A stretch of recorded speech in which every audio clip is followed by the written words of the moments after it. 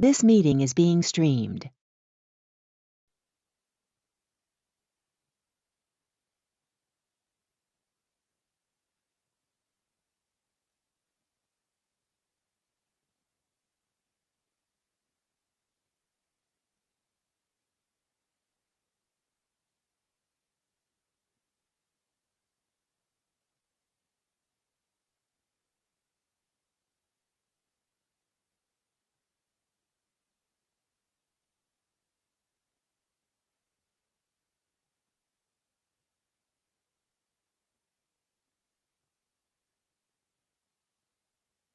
Good morning, anyone, everyone.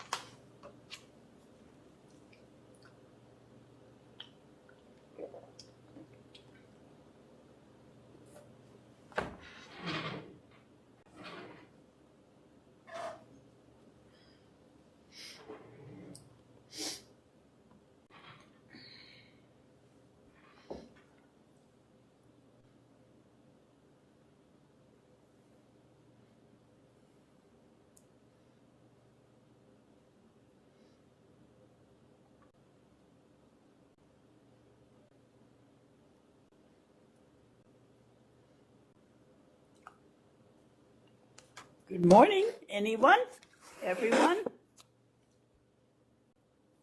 Good morning, Louise. This is Jennifer Johnson. Okay, Jennifer, if you'll look on the Canvas site, I put a lot of handouts for you and Melissa under your name, Melissa and Jennifer, from other classes, Thank you. Maybe you'll need them and maybe you won't, but if you know something else, I'll put them there. So look and see what I put and see if it's helpful. Thank you so much. And I was going to tell you, I did the assignment last night where you look at those 12 things and you rate yourself and you put, so, and you said you had done it in a different class, but that was something that I needed to do. So I just don't know where to submit that. I didn't see a spot. I haven't put it on yet because it's really not due to December. Oh, gracious. Okay. I knew I was behind, so I wanted to do something. I will put it on when I go home tonight. I'll put it on so you can put it on and not lose it. You're so amazing. And then was there anything else that you guys, any other assignments that that I need to kind of catch up on that I didn't do?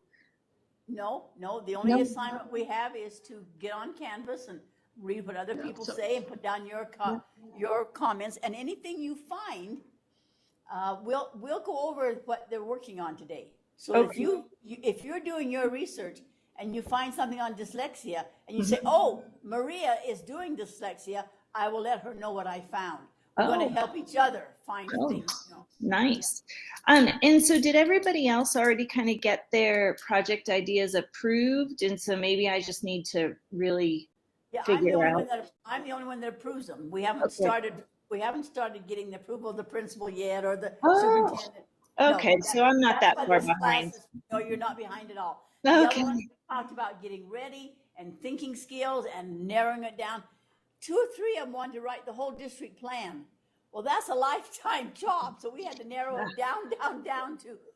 That's helped the secondary teacher realize he's a literacy teacher. Yeah. Okay, perfect. You're not behind at all. Oh, yay. Thank you, Louise. Okay. Yep, good morning. Good morning. Anyone else this morning checking in yet? Not yet?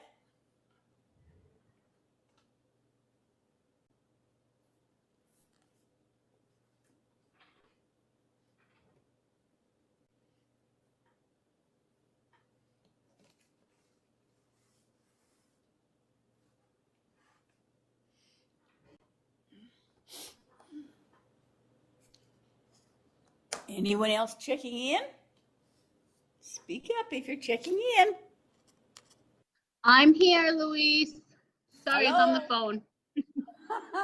Did you, Good can you morning. hear me? Are we good? Yep, you're just fine. Okay, perfect.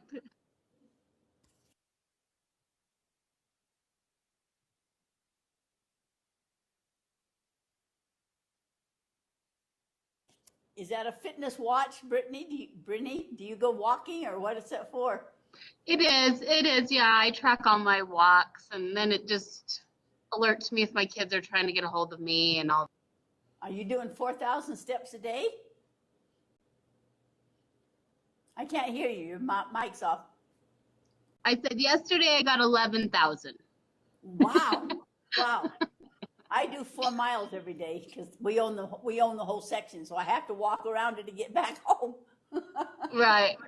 That's I live out with my parents right now because we're getting ready to build, and they Oh, own 10 acres, and so I just walk around their 10 acres yeah. We own while my kids are 600. playing. We own 600. Right. It's fun. It's nice. It's nice to be outdoors. Yes. Do you have smoke in your area in the air? We don't today. Oh, good. Yeah, we're still a little cloudy.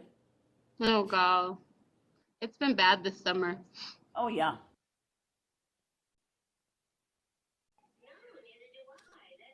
Anyone else checking in? Just me. Okay, Rhonda, how are you? I'm doing great. How about How do you you? always keep looking so nice? I don't wake up looking that nice. Oh, I get up early. Are you a beautician? Is that how you keep your hair so pretty? Or No. you No. always look nice. Well, thank you. I appreciate that. How's the big plan coming? Are you working on the whole district once, a whole school one still, or what? Well, this is what the direction I'm kind of leaning is I want to do one for the school. Uh-huh. So it's something that we have from year to year, but then I want to have an offshoot of that would be specific with things that showed up, say, on the RISE test and the GATES test and things like that, issues that they need to cheer. Yeah. Good idea. To have a main plan and then to have one that is specific for that year, a shorter one with just maybe a reading goal and a writing goal for the year. Yeah, that's really good idea. You're right on the ball. Thanks. Anyone else? Good morning. checking in? Good morning, Louise. Pardon This me? is Kirsten. Oh, good morning, Kirsten.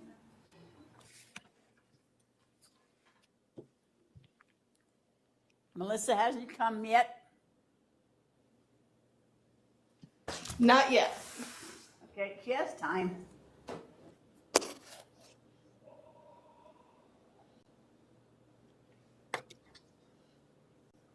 Going to step out for 1 second. I forgot something in my car. Okay.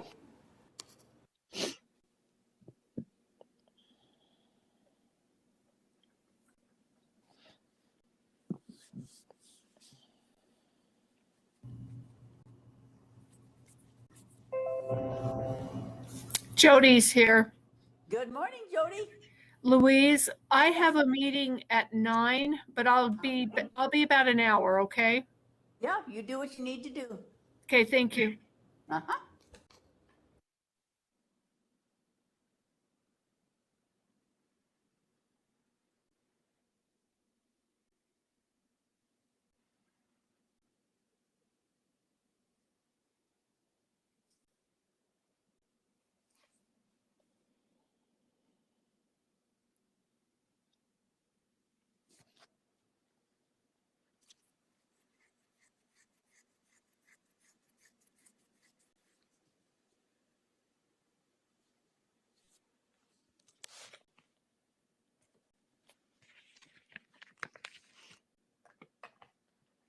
We're looking for Lauren,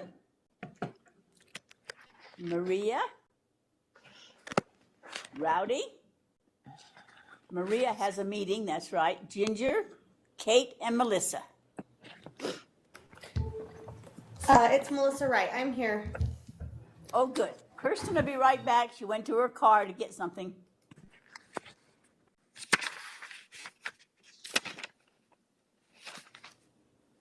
Melissa, Yes. if you'll look on Canvas, I made a special site just for you and Jennifer. And I put down some of the handouts from other classes about action research. You may not need them. I don't know exactly what I can do to help you. So look at those articles and see if they're helpful. And if not, tell me and I'll put more. And so anyway, look on Canvas when you have time. It says Melissa and Jennifer. Thank you so much. I appreciate that. Okay.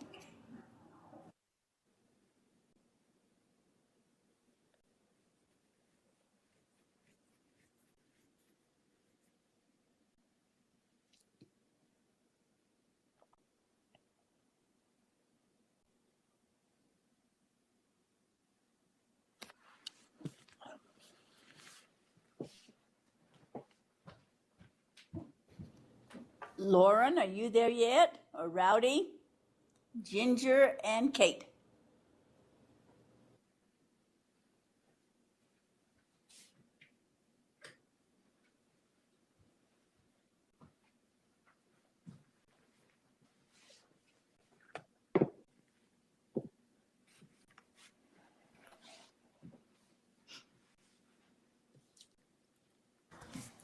Louise, it's Melissa. I don't see it as a course. Did you put it somewhere else or did you? Oh, Louise isn't.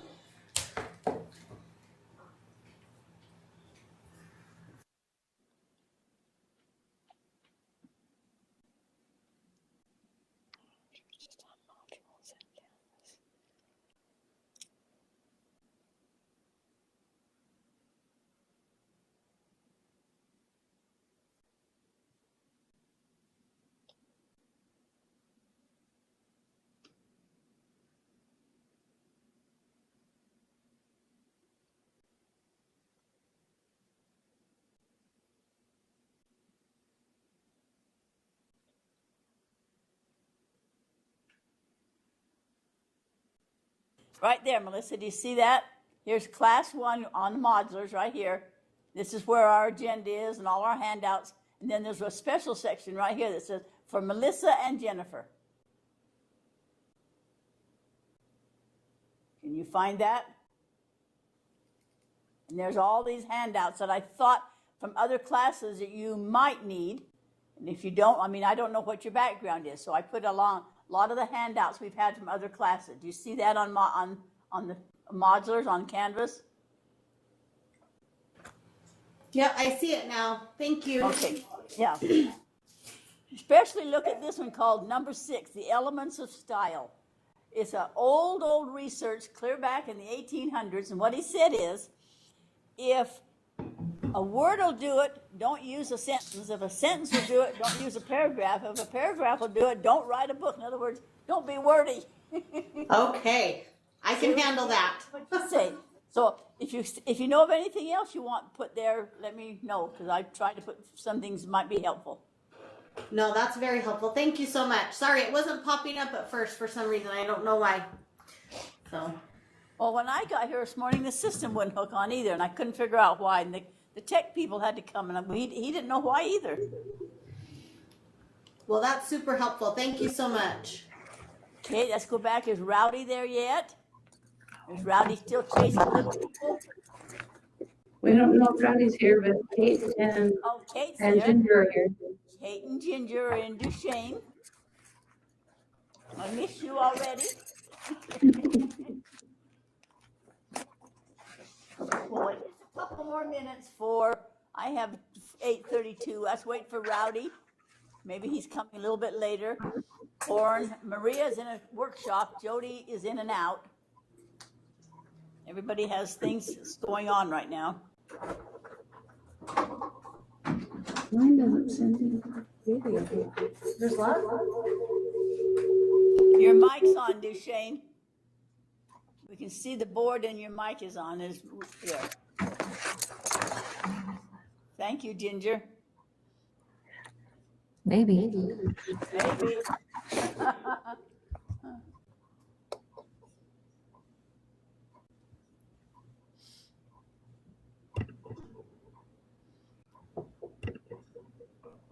Something's bubbling or making little noises at your side. I don't know what it is. There, now we can't hear you. That's good. This is Lauren. Sorry I'm here. Good. Sorry you're here. No. Well, not sorry you're I'm here. late. I am here. Whatever. That's what I sorry meant I'm to here. say. Sorry I'm late. I am here. It just came out all jumbled. What a way to start. Hey, I'm sorry. I'm sorry I ran into you today. Okay, as we wait for Rowdy and some other people, I'm going to start with something. Yesterday I started with humor. Remember, I forgot I was going to read that one more time because Rhonda missed it yesterday. Oh, just a minute, let me get it back out. Rhonda, this is what we started with yesterday. This is all you missed because you came late. Not late, you were on time. We talked about 9 o'clock, but everybody was there by 1:45, so we kind of started. This is from the National Poetry Month, and it was called The Time We Went to Costco for Milk. Mom says we're stopping by Costco for milk. Milk and maybe eggs. Says she's been driving around all day and needs to stretch her legs. Milk and eggs and maybe bananas. Got to grab some hamburger meat. I've got those 2 older brothers at home and all they do is eat. Then she remembers we need a new blender. And Dad needs a telephone charger. The shopping cart's getting a little full. We're going to need one a whole lot larger. 2 dozen rolls of paper towels. A box of 100 diapers. Baby wipes for my baby sister. I hope I don't have to wipe her. When we walked into Costco, I thought, we're here for one thing, maybe 2. But now look at all the stuff we've got and we're only halfway through. If your mom suggests a quick shopping trip, remember before you believe the time we went to Costco for milk and still have yet to leave.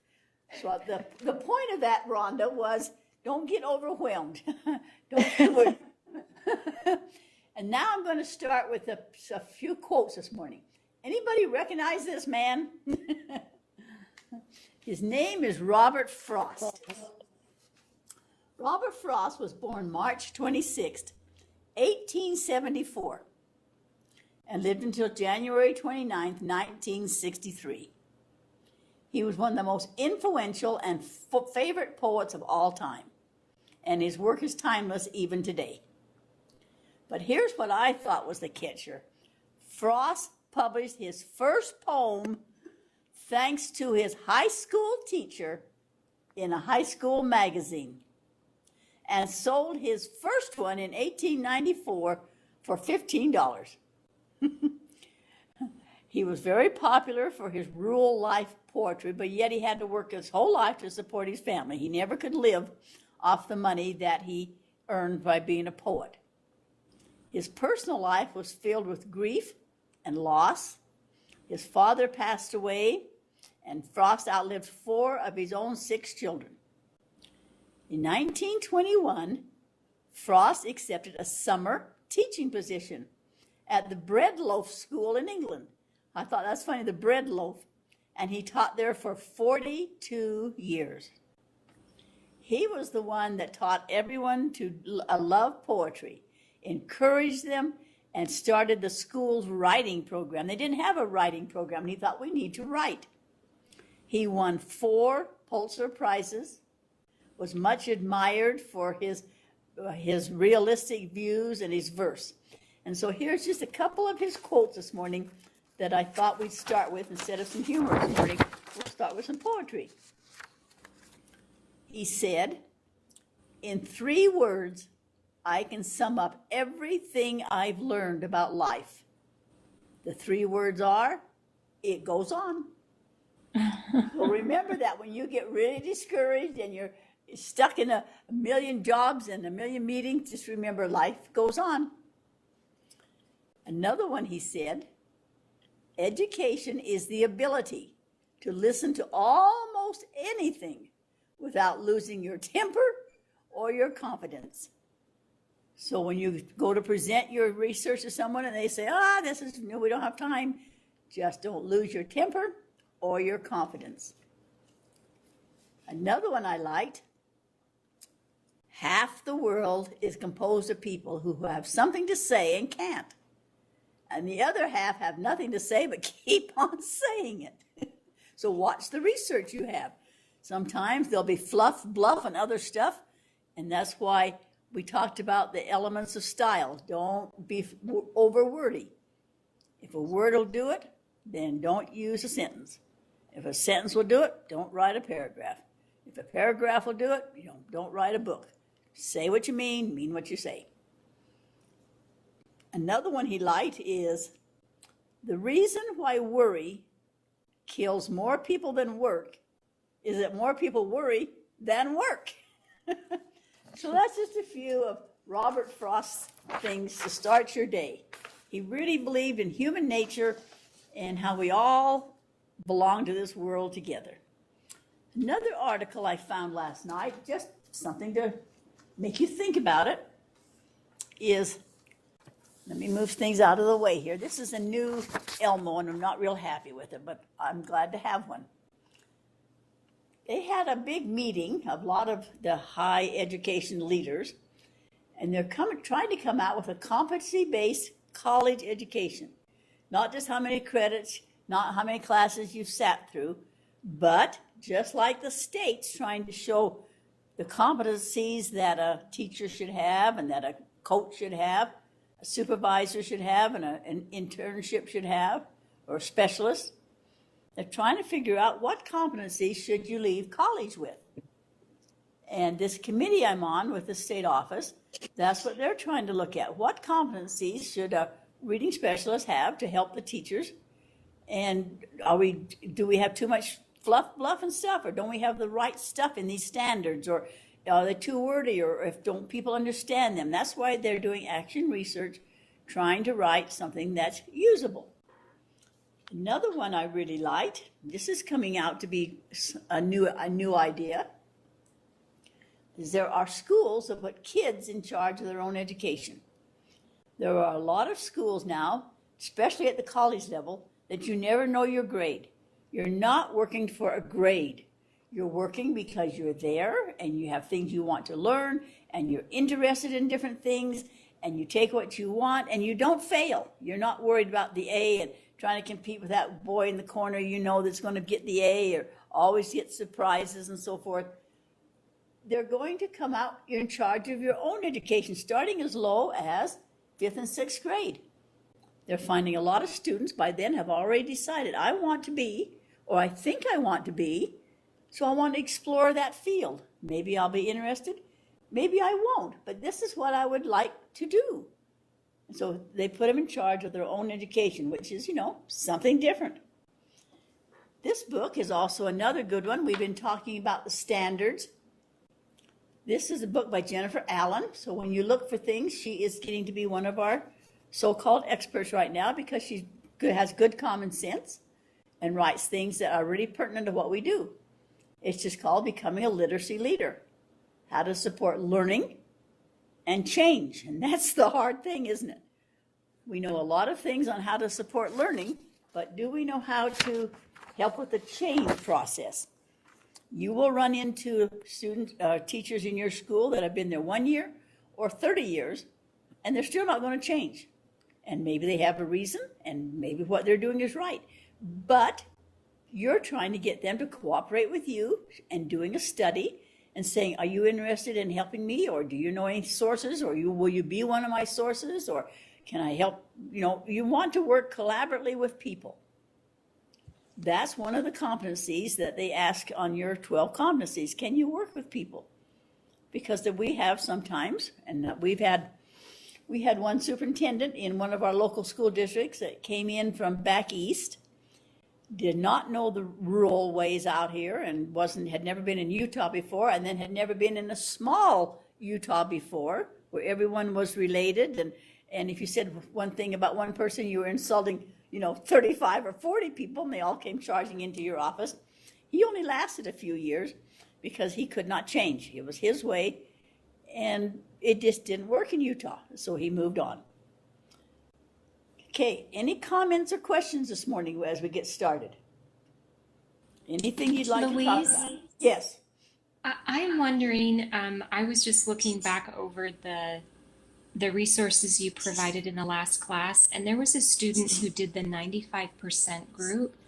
Do you recall the outcome of that action research? I don't right now because I have so much of it, but I can look it up and see what I can find. Okay, I would be interested. There's a school near me implementing it this year, and Oh, so I would. and have you looked online? Is there anything online about it at all? Because There's lots online, and I know of another school in another region, part of the state, who's used it successfully. I'm just curious. Their demographic is not the same as the one near me, so I'm curious if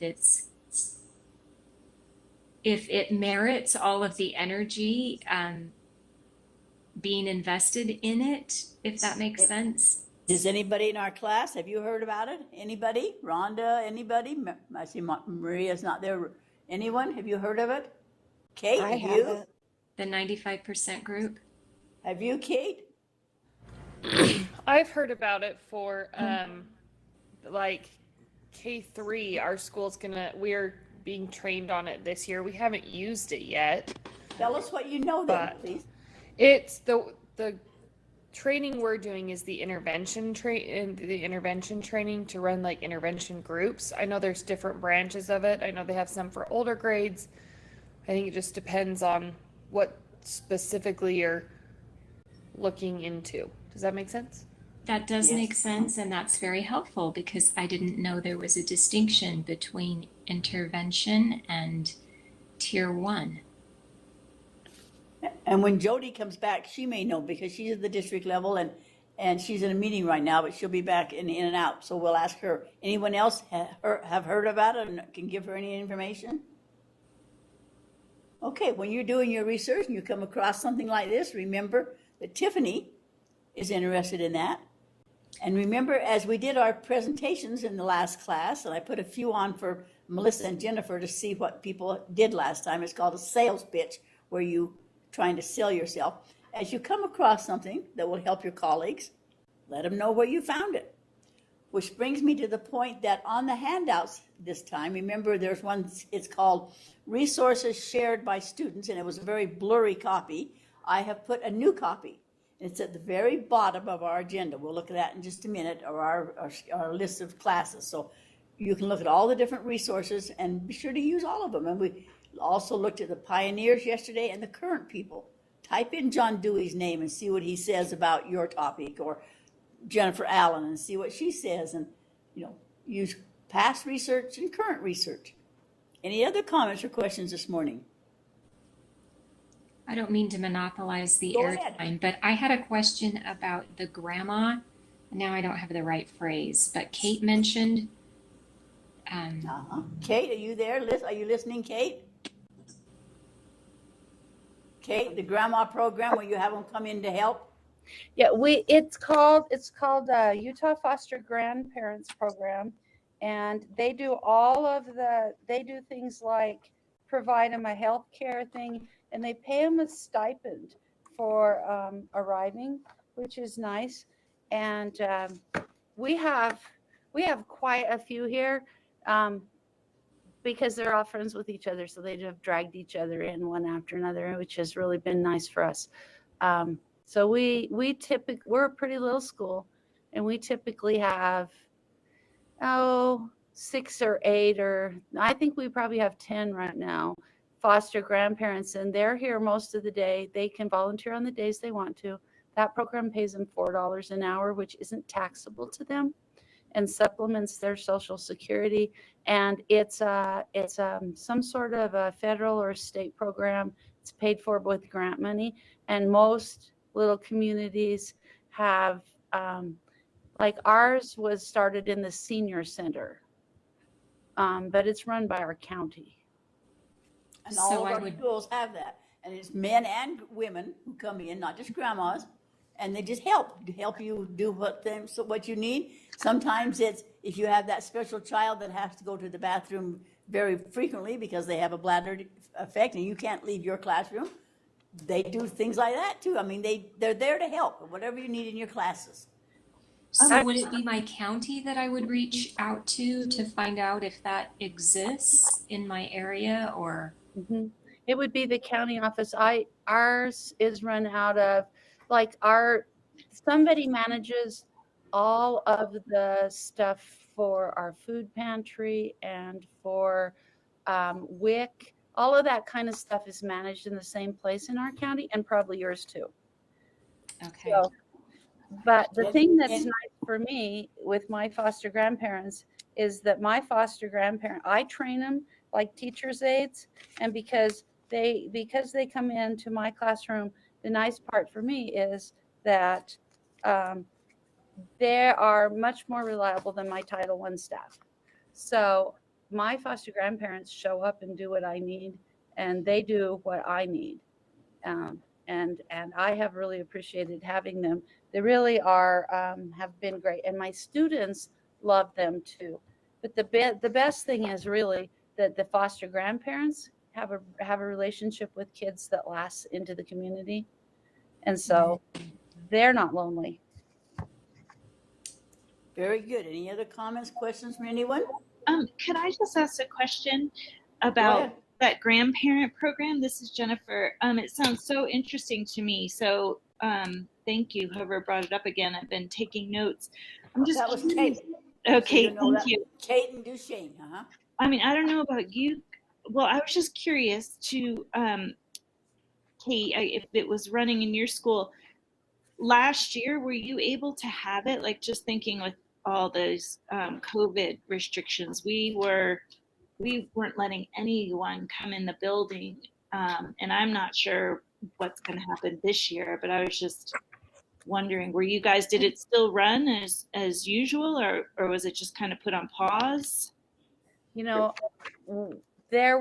we started back before they started back, but they wanted to be here and they asked to come, and our district let them. Every district handled that district by district. So some districts probably didn't, but our district let them come, and they were the first ones vaccinated. So when those shots became available, that program got them a ride, took them over there, made appointments, and got them vaccinated. They were vaccinated before us. Wow, that's true. They are, yeah, they were first on the list. Okay, because I was just wondering, I was like, I don't know if it's worth it to look into it this year. I don't know what restrictions are going to be in place yet. No one knows yet, do they? No one I knows. know, right? Any other comments or questions you. for anyone? Anybody else? Jennifer, where are you teaching? Where are you located? I'm in Park City. I'm at Jeremy Ranch Elementary School. I've been there before. I've had student teachers there, Jennifer. Yeah, I love it. It's just we didn't let anyone. I mean, it was no volunteers, nobody in the building. So I think it sounds so interesting. I guess I'll just wait and see what they're going to do this year before I look into it. Because I mean, it sounds amazing, and I would love to have it. I just don't know if it would be allowed. So I was curious what happened last year with it, but that makes total sense. All right. Did Rowdy ever come this morning yet? He said something about a meeting, and Maria's in a meeting. So other than that, I believe we're all here. So let's go to our modulars, please. If that's the right way you say it. That's the funniest word for me. MODULS. Models. Anyway, let me put it back on my there. Okay, we're on class 1 and 2 today, yesterday and today.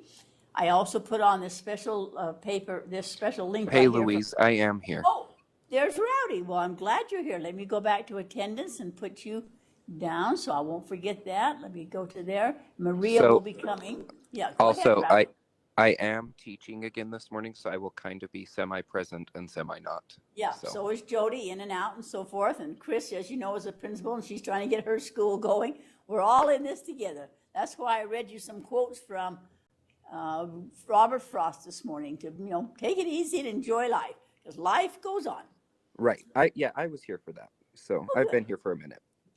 All right, on class 1 then, the first one, remember, is the syllabus. Any questions on the syllabus? Any questions on your assignments? 3 assignments. Look at the 12 competencies. How do I stack on them? 2 literacy strategies, due sometime before now and December 15th, and then you're working on your action research project.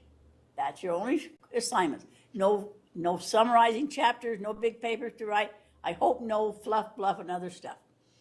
And then here's our agenda from yesterday. We'll go down that in a minute. Remember, there's a handout here on competencies, one about the internship, and then some strategies that other people have turned in that you can just look to see what they turned in just for your, we looked at Venn diagrams yesterday, remember? And we learned that it was from action research. He wanted some way to have children describe what they're learning and what they didn't learn. So I have one to share with you this morning that I hope I don't offend anyone, but this is real life in my life. Let me go back to okay.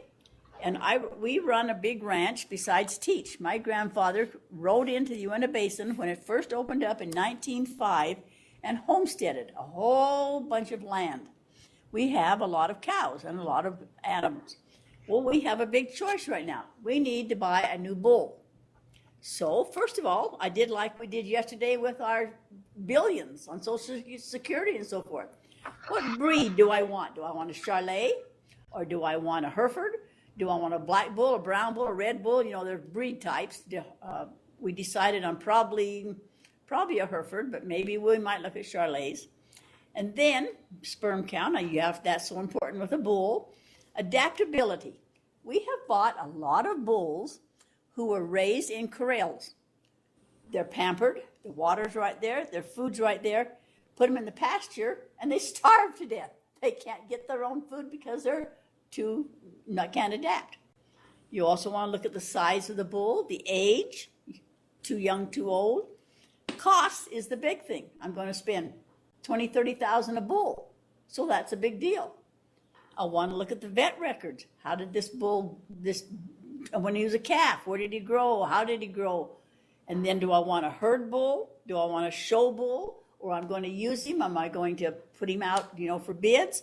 So this is real life going along with an example of how you can use the Venn diagrams and also prioritizing things to look at. Now you can put reading over here, or you can put dyslexia over here, or you can put grouping, and then look at the different things you can do and decide where you're going to spend your time, where you're going to spend your money, your billions of dollars. So it's a very practical thing that we're going to use. Okay, Chris is going to help us at 9, but before she helps us, she'll be coming on in a minute. Remember this book yesterday I told you that called this Literacy in Every Classroom. I hope you can find it. It's from the Educational Leadership, ASCD. Does anyone in our group belong to the Association of Curriculum Development? I really encourage you because they put out such good stuff. A month, every month there's a magazine that comes. Someone in your school, just one person like the Media Center, really should belong to the Association for Supervision and Curriculum Development. Usually your principals do. But if not, see if someone does. This is the February 2017 one. And I just want to show you a couple of things right here on this first page that were so good. This is an article called Language Arts Unbound. A couple of years ago, on a reporting assignment, I had a conversation with a 6th grade math teacher who worked at a school with a large population of English language learners and below-level grade readers. He told me that when his school shifted to the Common Core, many of his students took a big drop. The problem, he said, wasn't necessarily they didn't have the skills, the number skills. It was they didn't have the verbal proficiency to say the word problems. They couldn't say what they were trying to do in their math problems. So to address this issue, the teacher decided to incorporate literacy instruction into his math lessons. He worked with students on closed reading, annotating sentences, vocabulary goals, and the impact was immediate. The students' math scores began to climb, and what was particularly interesting to him and me as an author was that this turned ELLs and struggling readers, and everybody helped. And everybody across the board went. So we are literacy teachers across the board. And then look at the numbers right here. As a result of the Common Core standards, emphasis on informational texts, teachers have put a greater focus on nonfiction reader. The line graph shows a percentage of fourth grade students when they went to emphasize fiction and nonfiction. And so it's working. And then there also is a screen grab. Rope your teens into reading. I'll put this address right here, and it gives them, it says, getting adolescents excited about reading and writing is a tall order. But there's a video and a multi-section, and you can help rope them into reading. There's also another book here called Making Curriculum Pop, and it's just some ideas, incorporates print and non-print, works across content areas, and use roles of the whole class, small group, and individual how to work with a text. I like this one right here. There's been a new term. Instead of calling it content area reading, that's what we've always called it, it's called disciplinary literacy.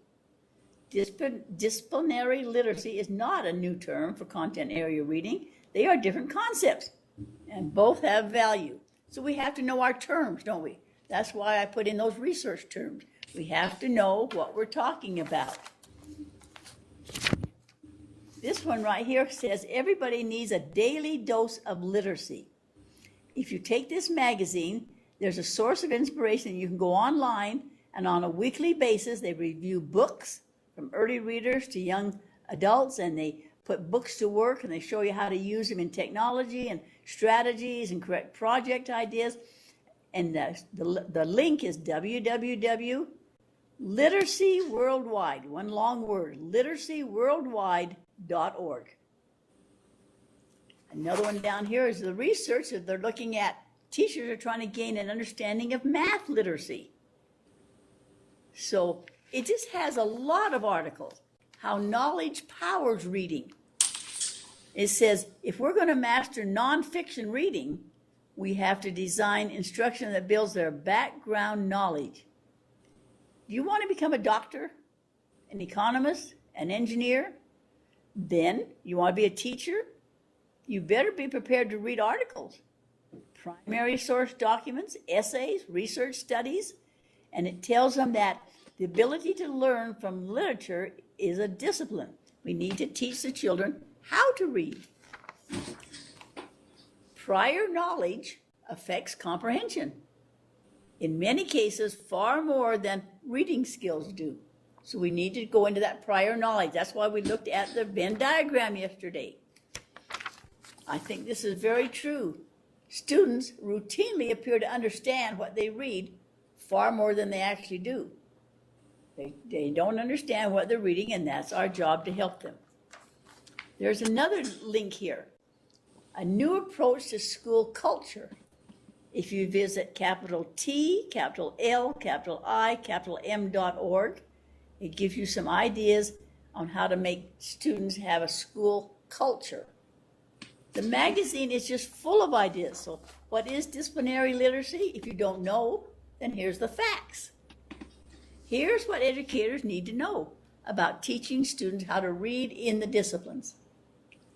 Good articles for all levels. The Writing Journal. A California school district, the whole district did a case study in how to improve student writing across the curriculum. And there's another article here about, let me go to this one, how to facilitate a discussion in history. Not an argument, but a discussion. They don't know how to discuss things. And it gives them a protocol. If you're having a discussion, you need to follow a protocol. The roots of comprehension. If we study Latin and Greek word origins, it makes vocabulary instruction resonate. I never would have gone back and taught Latin and Greek, teaching them how to comprehend. There's one here, just a second, called Until I Write It Down. Students can solve the puzzles of a text by writing down what they think And it gives them a schedule of how to write it down. What should I be looking for? And then you can see where they're missing out and not catching the point.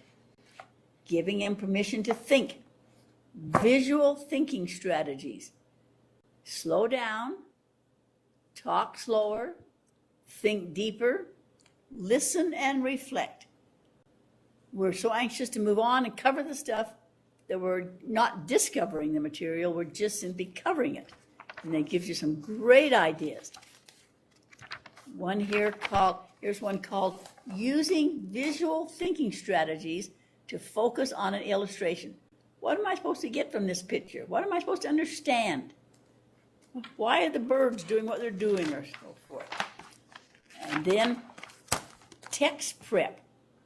How to find out what they know and how to read complex text. Have to scaffold. Remember, scaffold came from Vygotsky. The case for using multiple texts. Anyway, I'm just encouraging you to have somebody in your school belong to some of these organizations because they have the time and the money to do the research. And they buy these things and then they put them out there for you. And every month they have a different topic. And some of it really applies to you and you don't have time or money to do all these resources. So that's just something I suggest to you if you ask somebody in your school to help you. Okay, it's 9 o'clock. Let's see. My computer just went back off again, so I got to bring it back up again. All right. Chris, are you there, Chris? Not yet. I am here. Okay, go ahead then. I had to put a plug in for the ASCD and that publication you just talked about. It is fabulous, and it gives you it's like you read it and you just get these little thoughts of how you can make changes. So it is a good deal. I'll just add that my principals have all subscribed to it. So I've had access at the various sites I've worked at through the principal. Yeah. Yep. Usually principals are a part of the state associations, and they are able to sign up for ASCD that way. So yeah, it's a good deal. All right, Louise, I'm just going to jump in here. Stop me if you don't want me to. Go ahead. Go ahead. Go right. We're just waiting for you, Chris. How's your day going for you? How's your day? It's good. We got a new flag up on the flagpole. My boss is coming to visit me, so I thought I'd better look nice and shiny. So tell him you have a new superintendent? Yes, we do. We have a new superintendent, and he's cracking the whip, but it's in a good way, I think. It's sending me in maybe not a backwards direction, but it's definitely altering my course and the direction I'm taking my school. So that's good. Listen, Jennifer didn't get to see all those wonderful things you showed about how you handle your PLCs and all that, but everybody else realizes how organized you are. Well, we're getting there. We're getting there. Okay, so I'm going to share my screen, and it looks like most of you have been able to make comment. I see here that we've got like 999. So 9 of you have made comments. 10 on this one. So 9, 10. What I'd like you to do is the second part of the directions up here to the top. Yesterday, you wrote down comments about what you agree with, what you had concerns about, or any of the questions that you had. Today, I would like you to choose 3 in each category. So there's 7 categories again, right? I'm sorry, 3 in each category, 3 standards in each category. Yeah, 3 standards. Yes, and give it a like, give it a heart.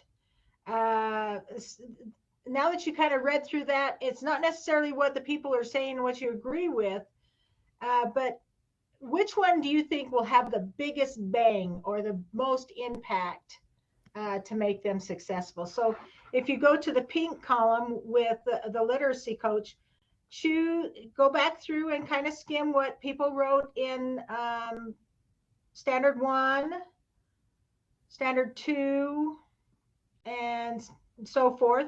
And then just say, I think this is like the most important, 3 out of the 7. And you'll come right here and you will give it a heart. Okay. Can you take the heart away? Yep. If you say, oh, no, I changed my mind. It looks like we take our heart away. Right. So to clarify, we're doing a heart in for each role. Yes, 3 for each row. And Okay. there are 7 standards in each, sorry, column, Tiff. 3 in each column, because literacy coach is all in pink. And which one do you think has the most, like somebody's already hearted? No, they haven't. Which one of the standards do you think have the most effect on, or the most important for a literacy coach to do? Which one of the standards most important for this supervisor to do? And which ones of the standards are most important for the specialist to do? So we're really choosing standard, not necessarily comment, but the comments are guiding our selection of the standard. Right. So I need to edit that, don't I?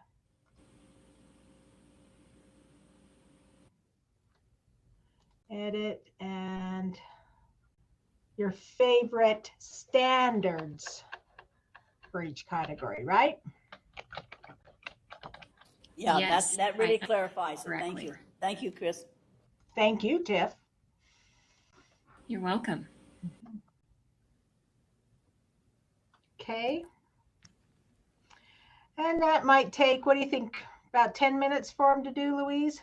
Yeah, 10, give them 10 or 15 so I have time to look at them and think. We need to think, thinking skills.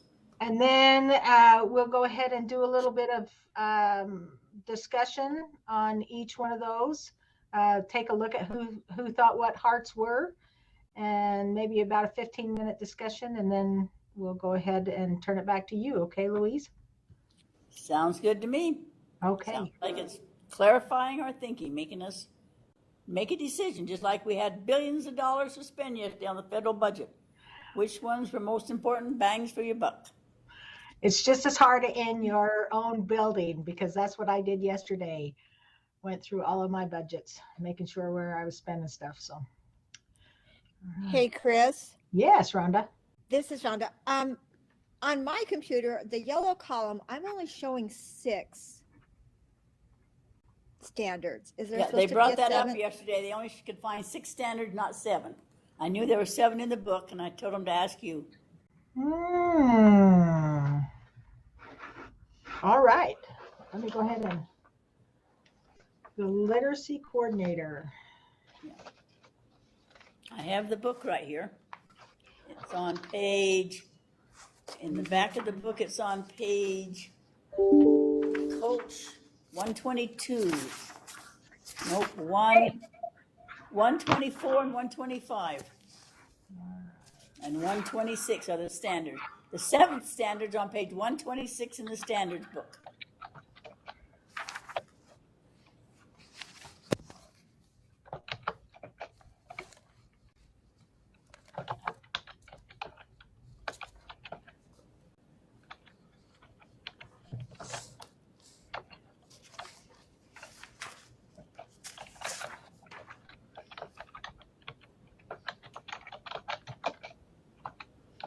And 7's important too, because that supervisor is supposed to help in practicums like we're doing, research, clinical experiences, evaluate the literacy needs like Rhonda's doing, Jody's doing. So there's some important standards under standard 7.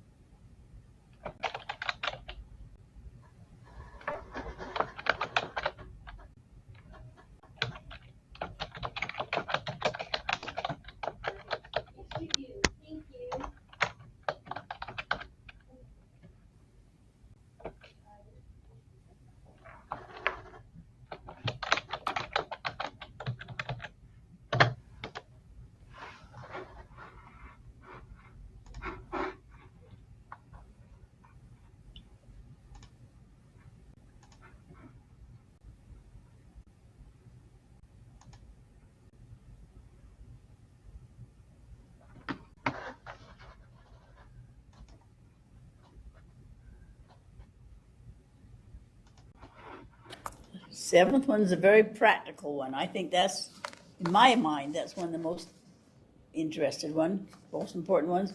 A practical application of what the person does.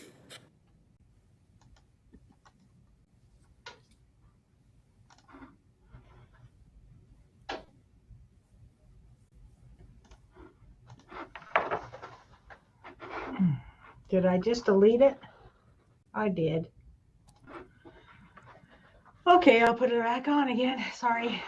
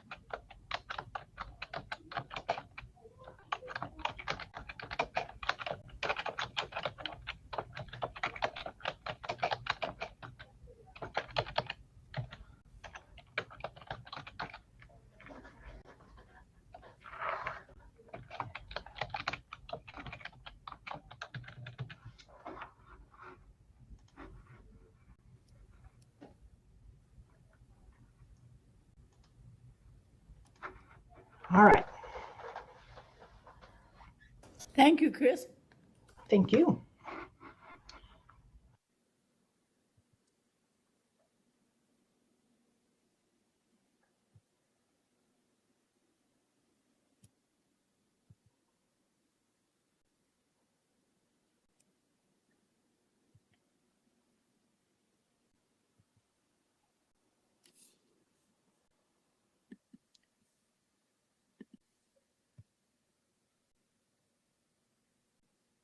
Don't you love how Chris can handle things and she stays calm and smiley still?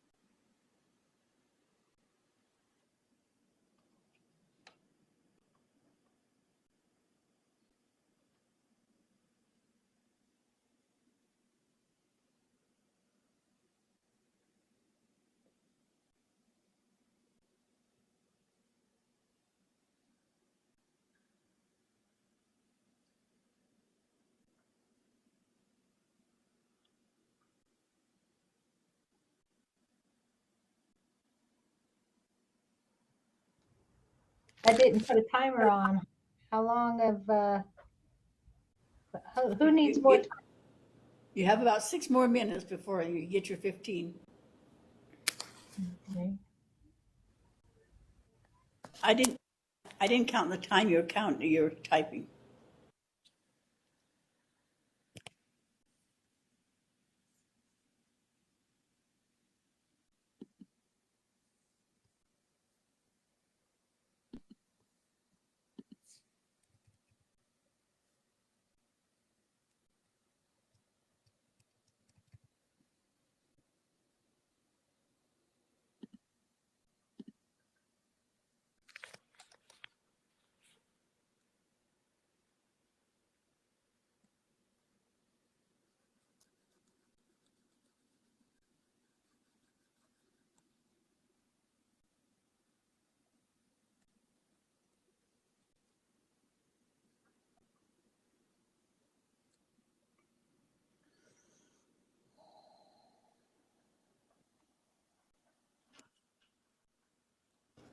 Is this as hard as trying to decide where to spend your billions yesterday with the federal government?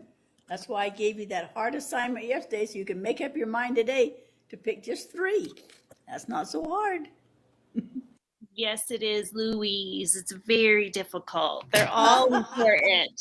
I'm not good at this. I know. That's why you need time to think, huh? Puts pressure on you. No, I want to heart them all. No, can't heart them all.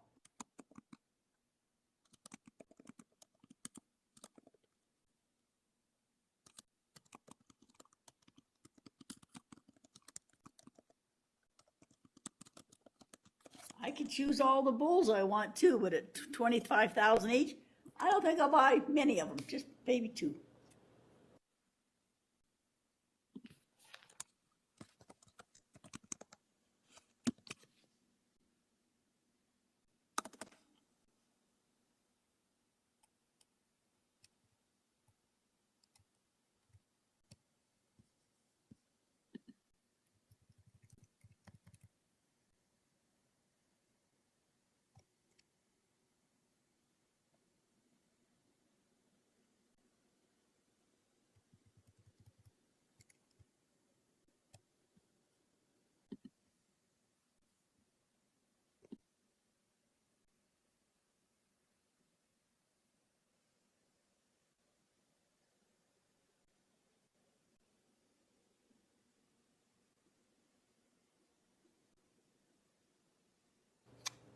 That might be enough time.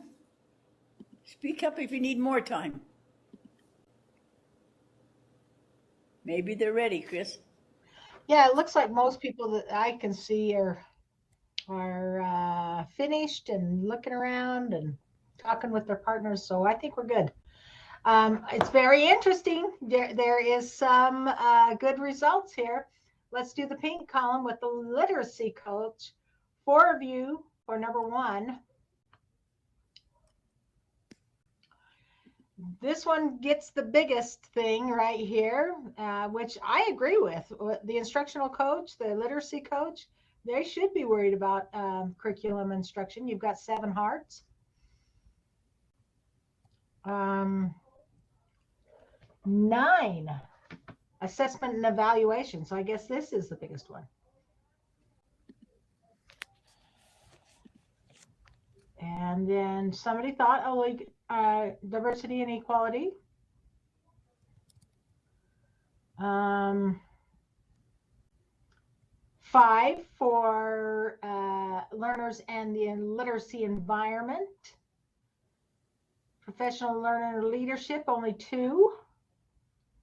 And 3 for number 7, which is practicum and clinical experiments. Okay, so who's going to defend who feels like they need to defend something?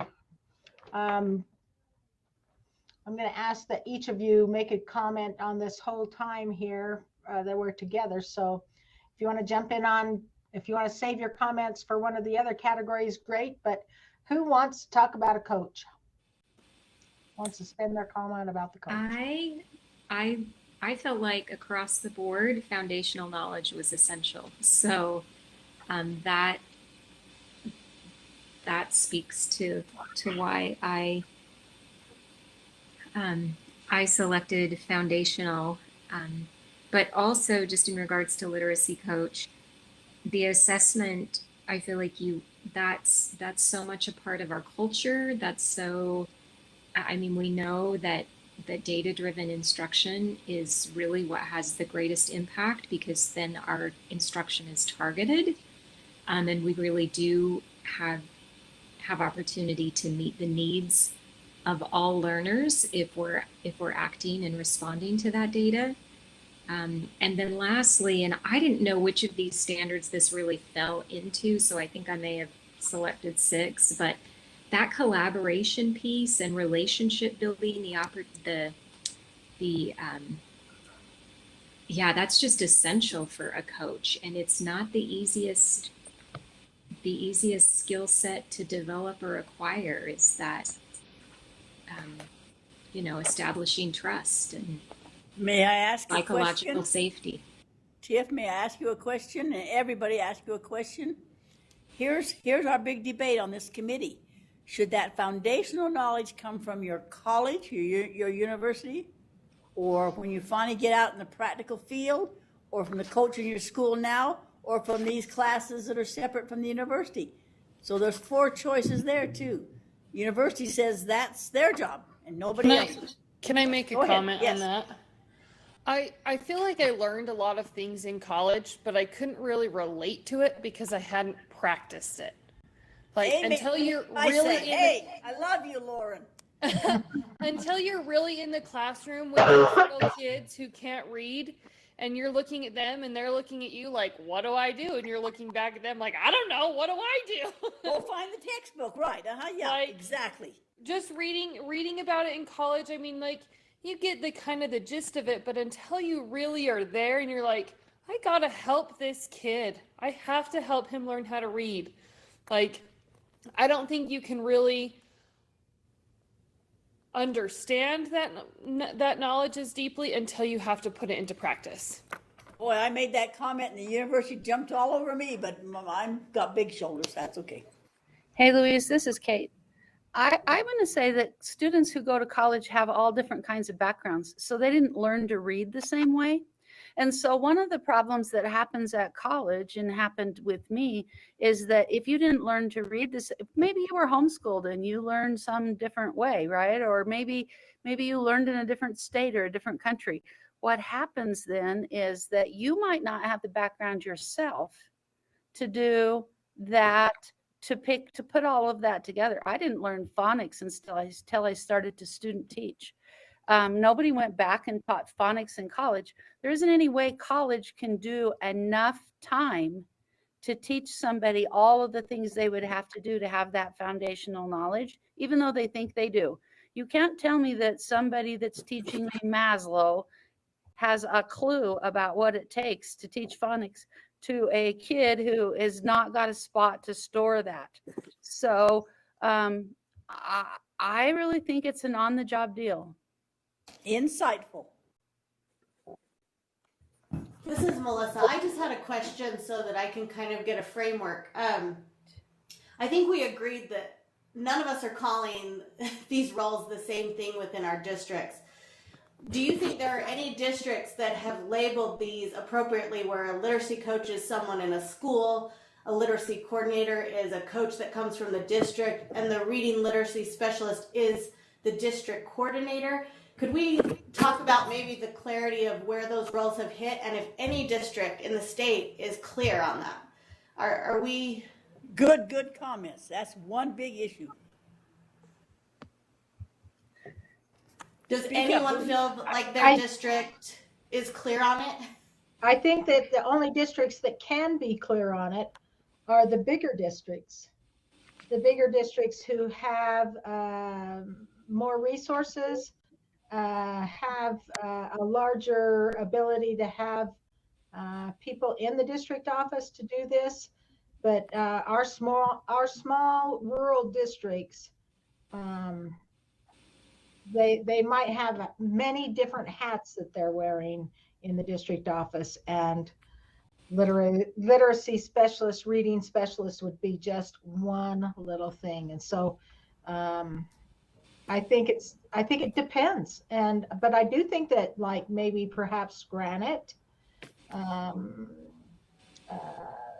some of those other large I think Park City does. Mm-hmm. So in a rural small district, do you have a reading? We just call them reading. Do you have someone in each school? In elementary, at least? In Uena School District, we, for the very first time this year, will have a reading literacy specialist. In the district or in your school? In the district, the one that's described there. We have literacy coaches in every school. Supervisors, no. We have coaches, and now for the first time, a literacy specialist. And the literacy coach is typically a teacher that takes that on and has taken the reading specialist classes from the state then? No, they're actually not a literacy coach. They are an instructional coach. Okay, so they don't even have the reading endorsement then? Many do not. Okay. I agree. I think that what you're saying here needs to be more clarified because that's so mixed and so jumbled. And like in our district, which is a little bit of a larger district, it's even within that district that I don't feel like the roles are specific enough. Like we had a reading specialist in our school, but now she's a reading coach and she can't work with groups anymore. And it's so mixed up that I think it needs to be a very clarified, this is your job, this is what you do, this is school district, whatever level, because I feel like everybody's so mixed and it might look different for larger districts than smaller districts, but I think the state needs to clarify that. Melissa, will you restate? You said literacy coach is school-based, literacy coordinator supervision is district-based? Just to me, that's what makes sense is that, and again, I'm in secondary where they don't even consider literacy, like it's not even on their radar, even at a district level. So that's what I've been fighting for too, to get some kind of committee that we're actually aware of secondary, middle school, high school literacy. So to me, and I'm just going over what we've been discussing, it would make the most sense in a perfect world, in a large district with a lot of money. Your literacy coach is going to be in school, working with teachers. Your literacy coordinator would be maybe going around to the different schools within the district. And then the reading literacy specialist would be at the district, getting all the data, making sure the funding's there. I mean, on this, it seems like a hierarchy to me. But again, it's a fake hierarchy because none of us are using this consistently, have budgets to. So I kind of feel like we're discussing kind of a fake thing right now that doesn't exist within the districts, maybe Salt Lake, maybe Jordan, maybe the bigger districts, and maybe Luis, you can help us see on a state level, what they want to see. Obviously in rural, you just want to do the best you can, but what's the reality out there and what's the education of these coaches and That's supervisors? what they're trying to figure. That's why they hired this Sarah to be over this to see if she can make sense of it. They don't know right now yet. Some no, it's not clear. Louise, every time I had somebody pull this together, it had to do with funding and who actually got money from the state to pay for people. So I think that this is an attempt by the state to say that if people didn't have some sort of endorsement, they're not going to give districts money for literacy people anymore, which is going to hurt us a lot. And that seems to me like that this is a worthless exercise in futility. So just saying. At the end of the day, Well, and like I always think it comes down to money, right? I mean, if districts had enough money, I think they would have a literacy coach instead of just a coach, right? So it's like I agree. I mean, we can talk about these rules, but at the end of the day, it's always about the budget, and that's why in smaller districts people wear more than one hat. A coach is a coach for all academic areas, and I'm an interventionist for all academics, which is impossible, but instead of just a reading specialist, and it's unfortunate. But Brindy, go ahead. Brindy, did you have something? So I was just saying with my district, because we are a small district, they hired for a literacy, I think it's a literacy supervisor, but it adds math in there too. So they're going to 5 different elementaries, but looking at math and English and trying to help out the teachers. And it's a big job for one person. I feel bad for whoever got that job. Well, and just regarding lack of clarity and my own experience, there was a time when the funding supported interventionist, reading specialists, and then it's the early childhood technology. Well, I will misquote the correct grant, but then it morphs so individuals in those roles, right, as reading specialists were then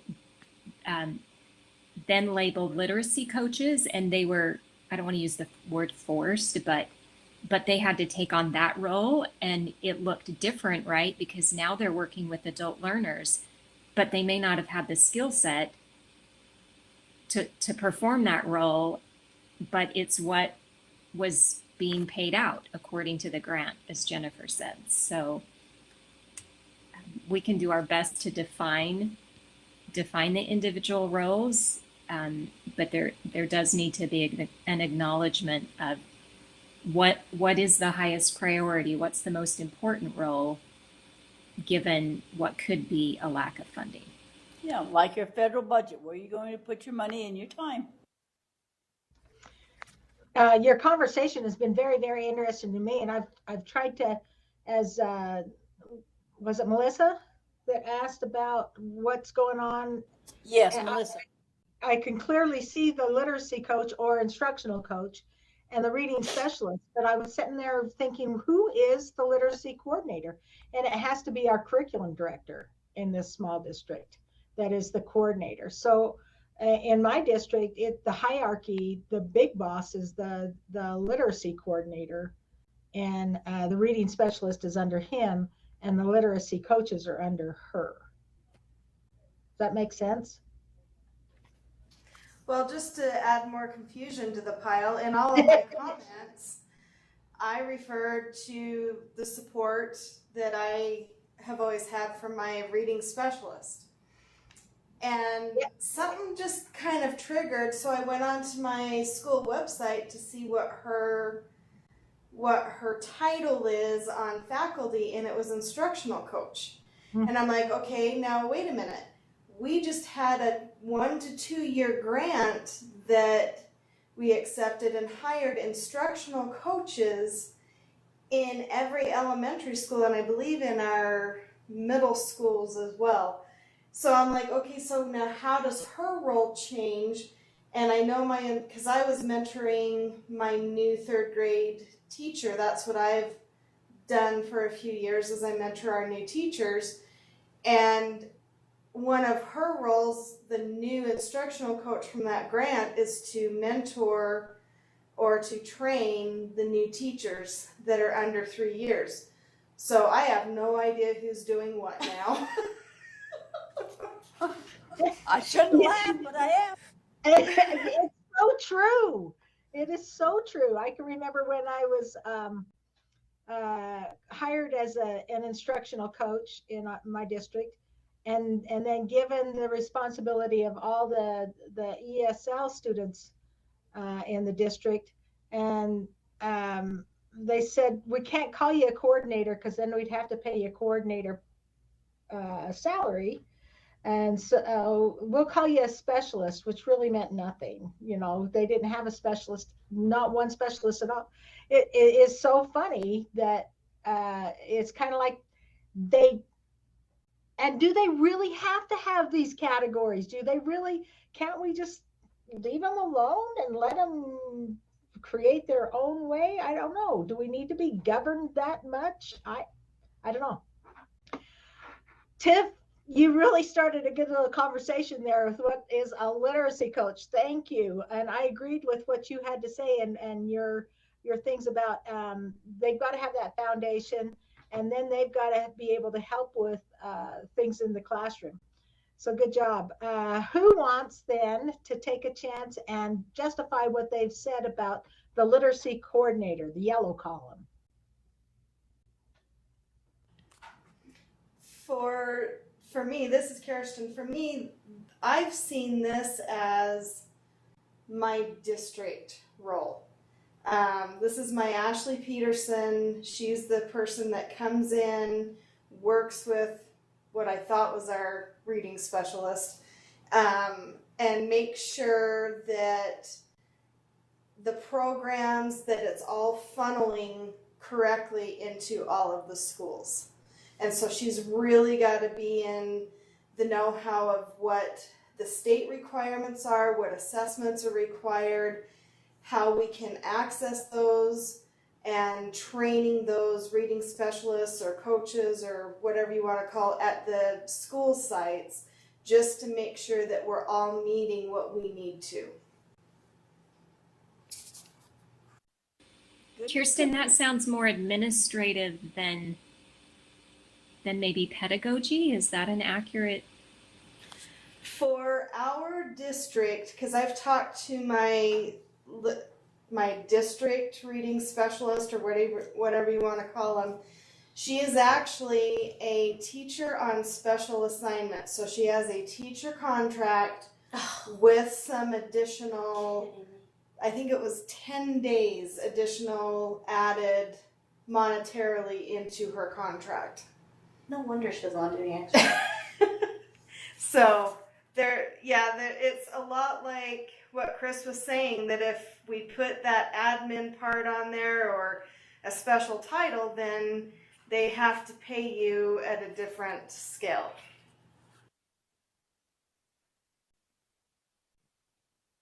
But I know my district person is constantly working with the state and going to trainings and different things like that. Yep. See, and that's the problem is if they don't hire that wage, none of the teachers are going to want to move over and take on that, especially the qualified ones that know that they should be getting paid more because they're doing 10 times the work. Good point, So Brandy. I had a dream position that when I was a special education teacher, I worked on transitioning the preschoolers to kindergarten, and so I worked, and then I did my 5th graders over to the middle school, and I fell in love with the people, with the programs, with the specialists, and I was like, if this job ever comes open, I would love to work here. And it came open last year. I did not apply because I found out that it was the same thing. I thought, I have my admin, I'm qualified educationally in that way, I have my special ed degree, but that also was a special teacher on assignment, and I thought, there's no way. I'm not doing an admin position with a teacher on assignment pay.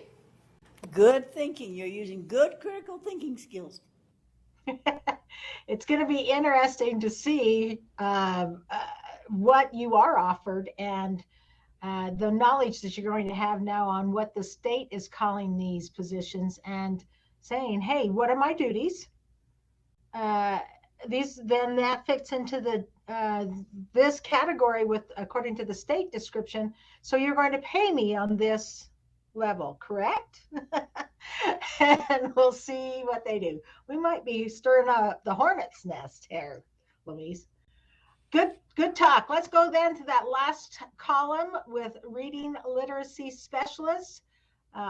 We didn't tally up what was most important in the supervision.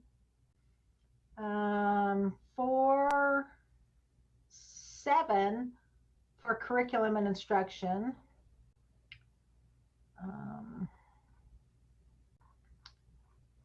And I would have to agree with that. They also say learners and literacy environment. 7, okay. And 4, 3, very good. Okay, let's go here to the specialist. Foundational knowledge has got 6. 6 for curriculum instruction. 8 for assessment. Diversity's not hitting much across the board. 6 for learners and environment. And 3 for professional leadership. And the last one, 0. Can I make a comment on the diversity thing that you just said? Let's talk that for a minute. I think it's interesting because as I read through those diversity standards for all 3 of them, I thought, man, I wish I had some more training in this, not just for second language learners, but for SPED and speech and just diversity across the school. But I don't necessarily know if that fits in a literacy coach, a literacy coordinator, or a reading specialist role. I wonder if that's in and of itself its own role. Can I add a comment? I think that that the diversity piece is really critical, but I don't think that the standard is written very well. So when I read it, we're talking about diversity 100 ways, and we use diversity to talk about equity, which is a hot topic all over the place. But the problem isn't about diversity. The problem is, what do we do with the kid that's really struggling? And that's really what I think that standard means, but isn't very well defined. So probably that needs to look more like has strategies to help struggling students.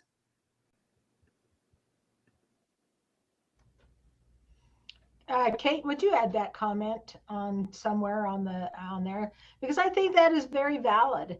Some of our new things is switching from a mind frame in our district, switching from a mind frame of RTI, which is you're trying to help them after they're already struggling, to a mindset of MTSS, which is making on the spot adjustments and not doing the response to an intervention, but rather what can we do in the classroom to ensure to preload some stuff in order for learning to take place in tier 1 instruction more often. And I wonder if that's kind of there. It's that struggling student. I got the word yesterday that if I am below par again one more year, I will be a CSI school next year. I'll be the only one in UNA district, and I'm struggling with that. And so one of the things, I called in my SPED teacher for 3, 4, and 5, and we went through the list, and what are we going to do with those individual kids to try and help them so that we're not. But we've got to really target the struggling kids, and not so much whether they are diverse and a person of color or a different race, but just put them all in the same pocket. And what are you doing for the struggling kid? Chris, this is Jennifer Johnson. Yes. We've been working on that switch from RTI to MTSS.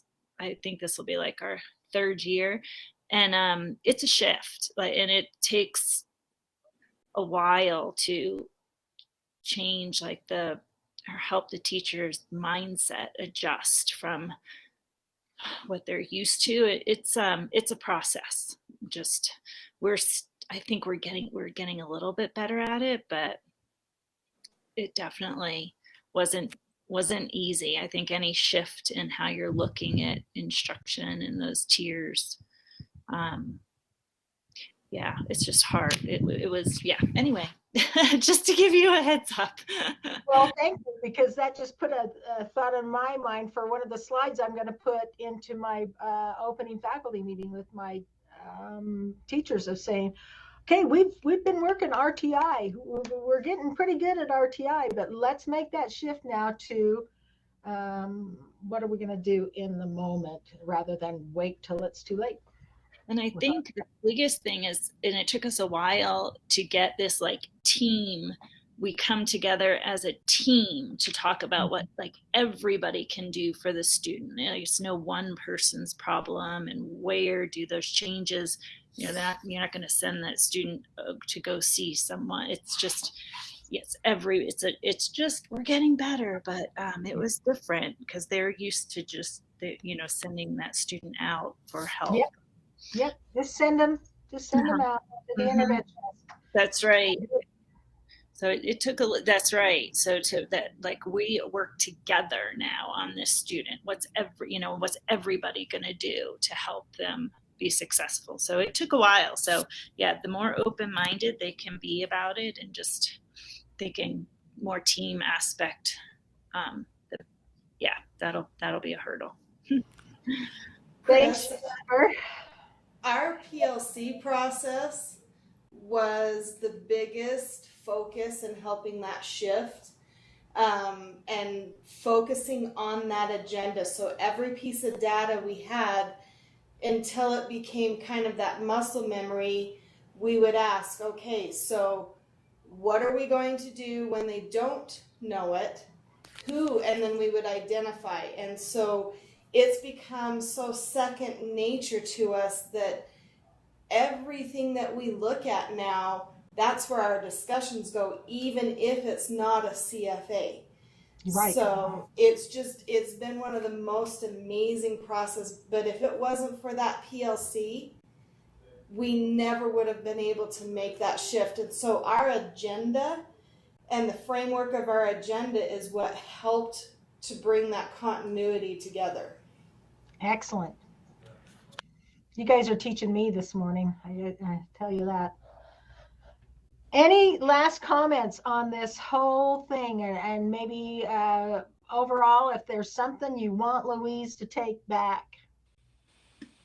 What role, if you have a limited budget, which of these roles or responsibilities within a role is highest priority? I like that. Yep. So like where do we start? buying my bull. Yep. Yep. Where do we start? I like that. Thanks, Tip. Also, as a state, it's really confusing. They shift our programs all the time, kind of depending on what they get the grant for. What I noticed, I think Rowdy commented, and I really agree, like, how do we show success with these programs and growth when they're ripping these programs and suddenly we've got a new program because that's the one the state paid for. So and that's another and new ideas. Exactly, Melissa. New people, new ideas. And so, we implemented a new program, so I was able to research a lot of the programs on the market as we were trying to select one to purchase. And they're all very similar. And I just think that's one hard part too in education is these programs, you do have to know them. You have to know how to apply the data. You have to implement them well, and that takes time. And it seems like they never give us the time with these programs and stay consistent enough to train everyone well. And I don't know. So that's another state question I have is, how do we stay more consistent? I had a student teacher in UNA district, and I went to see her as a supervisor, and she was handed the Mondo reading program on the first day of school. That's the training she got. Here's the book. That was years ago. Thank heavens they've changed. Chris, this is Rhonda. Go ahead, Rhonda. Oh, sorry. I just think also that I don't know how we can work this into this, but I really think that these programs, literacy coach or reading specialist or whatever, I think there needs to be a push to get those in the secondary schools.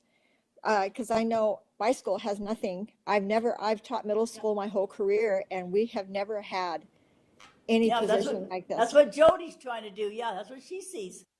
Yeah. Because I mean, I think a lot of the middle school and high school teachers, they don't teach literacy because they figure that the kids in elementary learned how to read, that it's not their job. They don't need to do that. That's why I brought that book, Literacy Across the whole school. Mm-hmm. Chris, you there? I am. I just am amazed at I'm amazed at the knowledge. Aren't these amazing people? Mm-hmm. And the experts out there. And I think that this was a wise thing for Sarah to say, hey, Louise, tell me what they want to know. And it may be a little bit extra, but it also has given you some food for thought too on what you believe about moving into literacy coaching or specialists or anything like that. So thank you.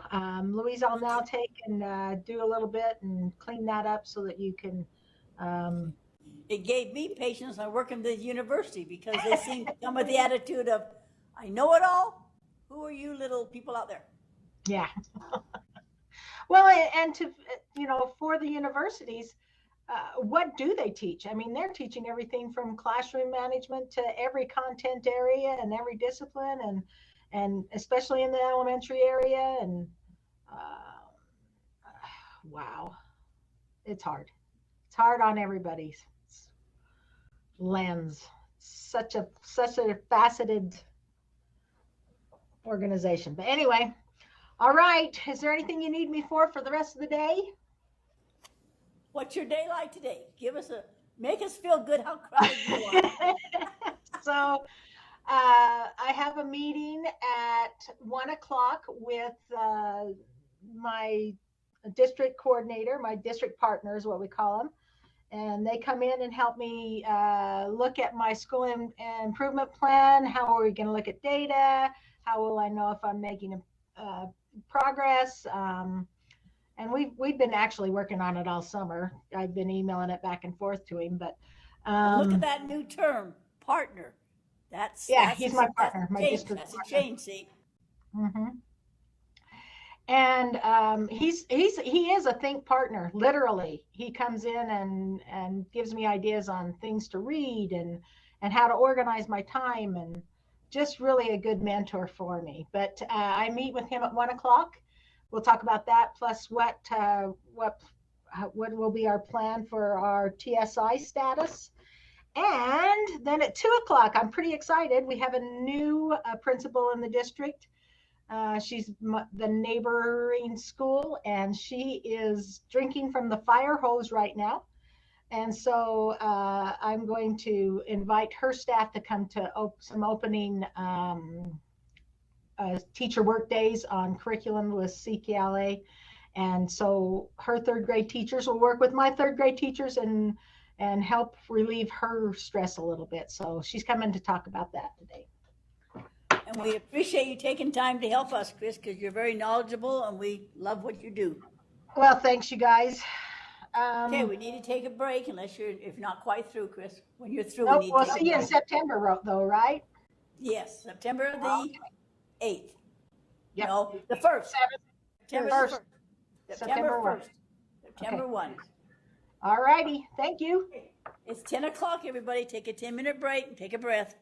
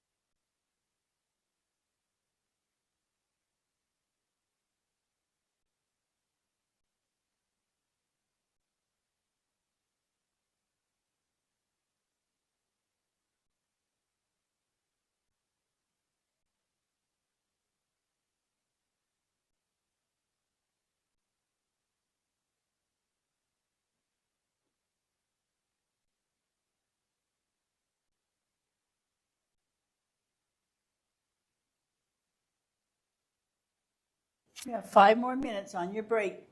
Move around and get the blood flowing.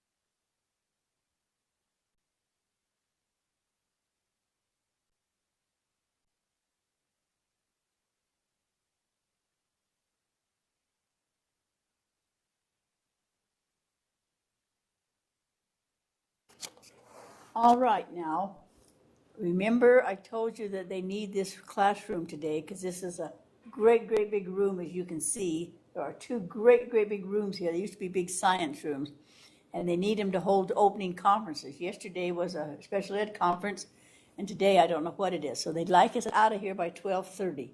So that's say that that class that we just finished now, that's the end of that class with what Chris did.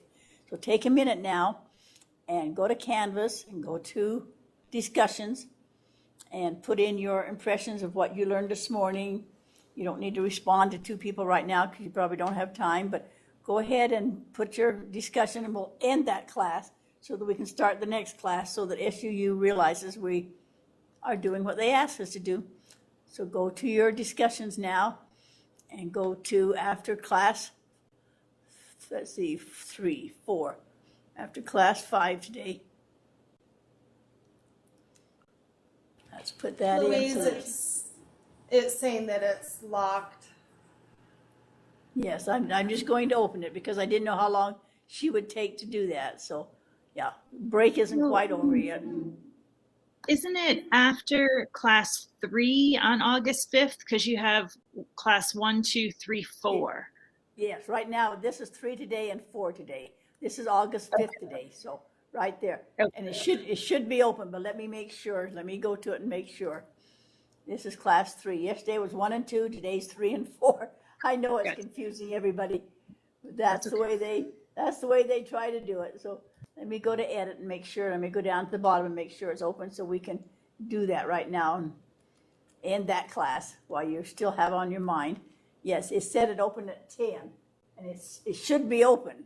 Let me put it at 9 just to be sure. It should be open, but try that now and see if it's open. It should be. This is class 3, so it should be open now, right there. After class 3, August 5th, please post your comment. Respond to a couple of people if you have time. Take 5-10 minutes and just get that out of your way now. That class is ended. I don't know why that matters to them, but little things do.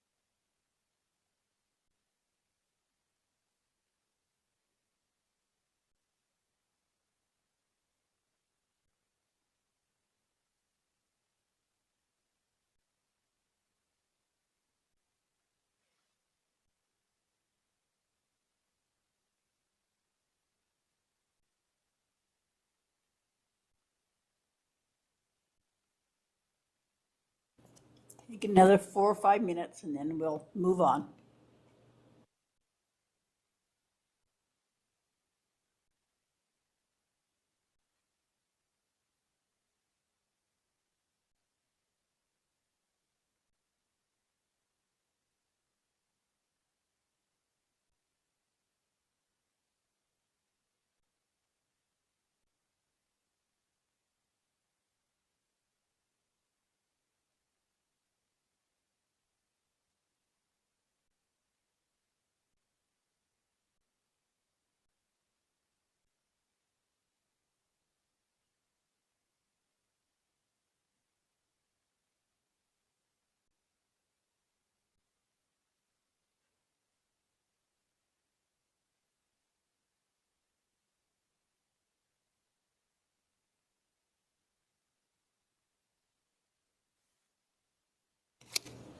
These posts are the way that SUU checks to make sure that we are attending, because they tend to believe sometimes on a hybrid class that we skip and we don't. And they also can see that we are grading. It seems to matter at a university level that you're being graded for participation. It's just their system, and we have to work within their system. We're really glad to have these hybrid classes and don't want to abuse them, so write your comments.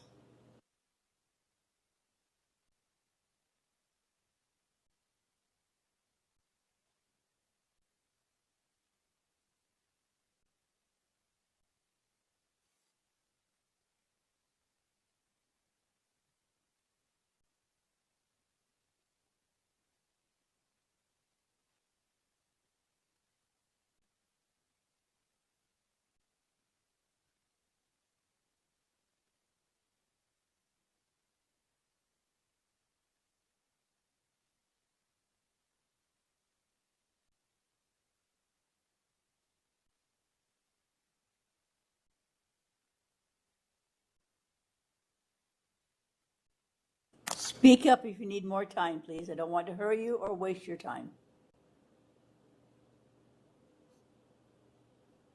Okay, we must be okay. I have a good quote that goes along with this process we just went through of looking at the standards. Again, it's from Robert Frost. He says, "Don't ever take a fence down until you know why it was put up." Now, what does that mean? Somebody think about that. Don't ever take a fence down until you know why it was put up. Rowdy, may I pick on you? What's your first impression of that quote? My first impression would be that I guess fences are usually used for protection or keeping order.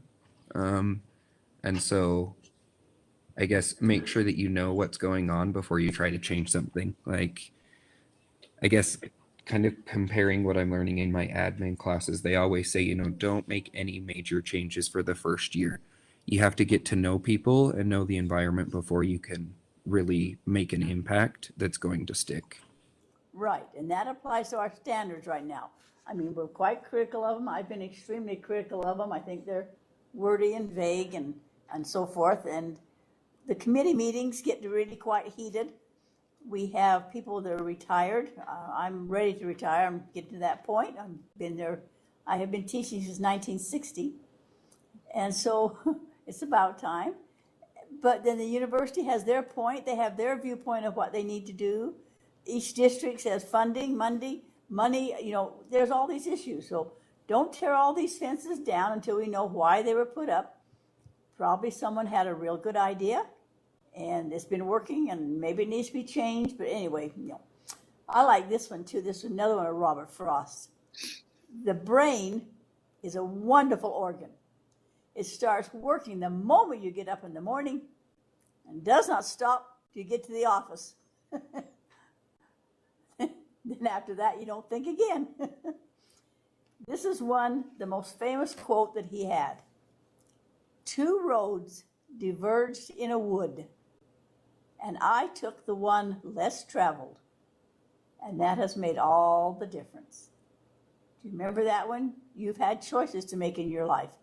Choices now. Rowdy's making choices. All of you are making choices. Go back to school. What am I going to do with my action research? Take the one less traveled. Be brave. This is a class where you're not going to fail. Don't worry about your grade. You do your best effort on your research, and if it proves absolutely nothing, it proves something. It proved that that wasn't the one you should be doing, or you went at it wrong, or you learned from it. This is an action research to teach you how to be the expert in the classroom. Teachers tend to feel that there's bosses over them and there's coaches and supervisors and da-da-da-da-da-da that know more than they do. Teachers are on the expert level. They're working with the ones that count, which are your little ones. Whether they're 5 or 18, they're still little ones. I have been teaching so many years that some of my students are married and have students, and still they call me up and ask me questions. What does this testing mean? Why did we make this change? I had a boy come the first of last year, huge boy. I mean, he's 6'5" now, and he's on the football team, and he's just huge. And he grabbed me and he said, "Show me where my history class is. I'm scared." I mean, he was 18 years old, and I had him when he was 5. But we matter, and that's what we're trying to tell you. 2 roads diverge. You can do 2 different things. You can quit, you can give up, you can try new things. He took the one less traveled, and that made all the difference. So think about your life and the reason you're doing things and the reason you're in these classes, and we're so glad you're in these classes. Here's some of the newest literature that's coming out right now. I wanted to show you this one. Everything you see by Jeg Matai, or however you say his last name, he's becoming one of the experts. And brain research is really one of the big things right now. This is called Upgrade Your Teaching. Understanding by Design meets neuroscience.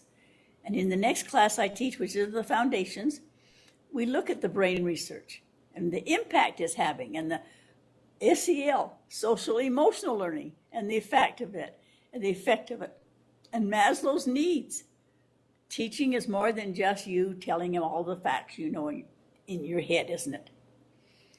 The book that I was just showing you, the one about literacy in every classroom, has a wonderful article too by a principal, 10 ways to promote a culture of literacy. He went around his high school and asked everyone, what new book are you reading today? What are you doing for literacy? What did you do in this area?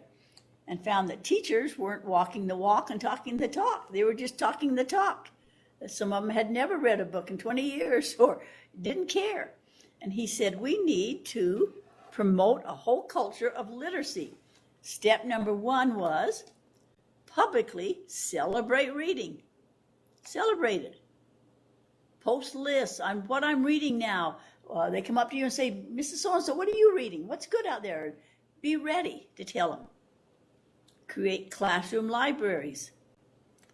More and more, the libraries are becoming just technology. And is that going to be good or not? Do they need to have a book in their hand?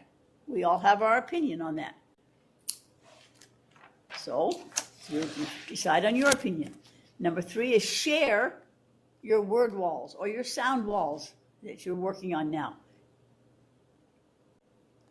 Make time for collaboration. And one of the things we have on our rubric and on our list is number 21 is a collaboration rubric. How to talk with people. Don't be the main talker. Be the one that listens and collaborates and gets along with people. Number 5 is how to get the students talking. Have literature circles, literacy hour, book talks.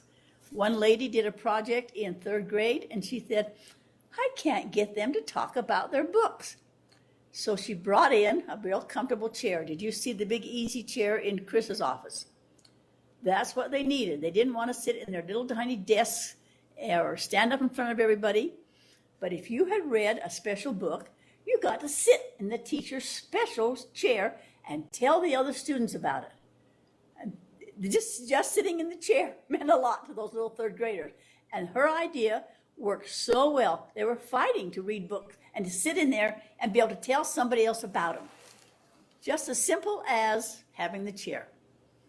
Number 6 is read and write across the content area. That's what we're trying to do with the secondary level, aren't we? And value disciplinary literacy. Current thinking about literacy places reading and writing in its firmly rightful place too, rooted within each discipline. So we should have literacy across the disciplines. Then provide authentic writing experiences, invite browsing, and promote reflection and goal setting. Just so many good ideas in these little magazines. And in the back is a list of all the topics they're going to cover every month. And so I really encourage someone in your school to take take a subscription and share this literature because it has good things in it. Okay, going back to our agenda, we went through all these things yesterday, so they are there for you to use as you want to. Number 22, a lot of you are working on comprehension. It is just an article if you're interested. Andrew Goji says, if you're interested, it means something to you, has sense and meaning. If it doesn't, don't bother to read it. But just some fundamental factors in reading comprehension. Number 23 is the one I like.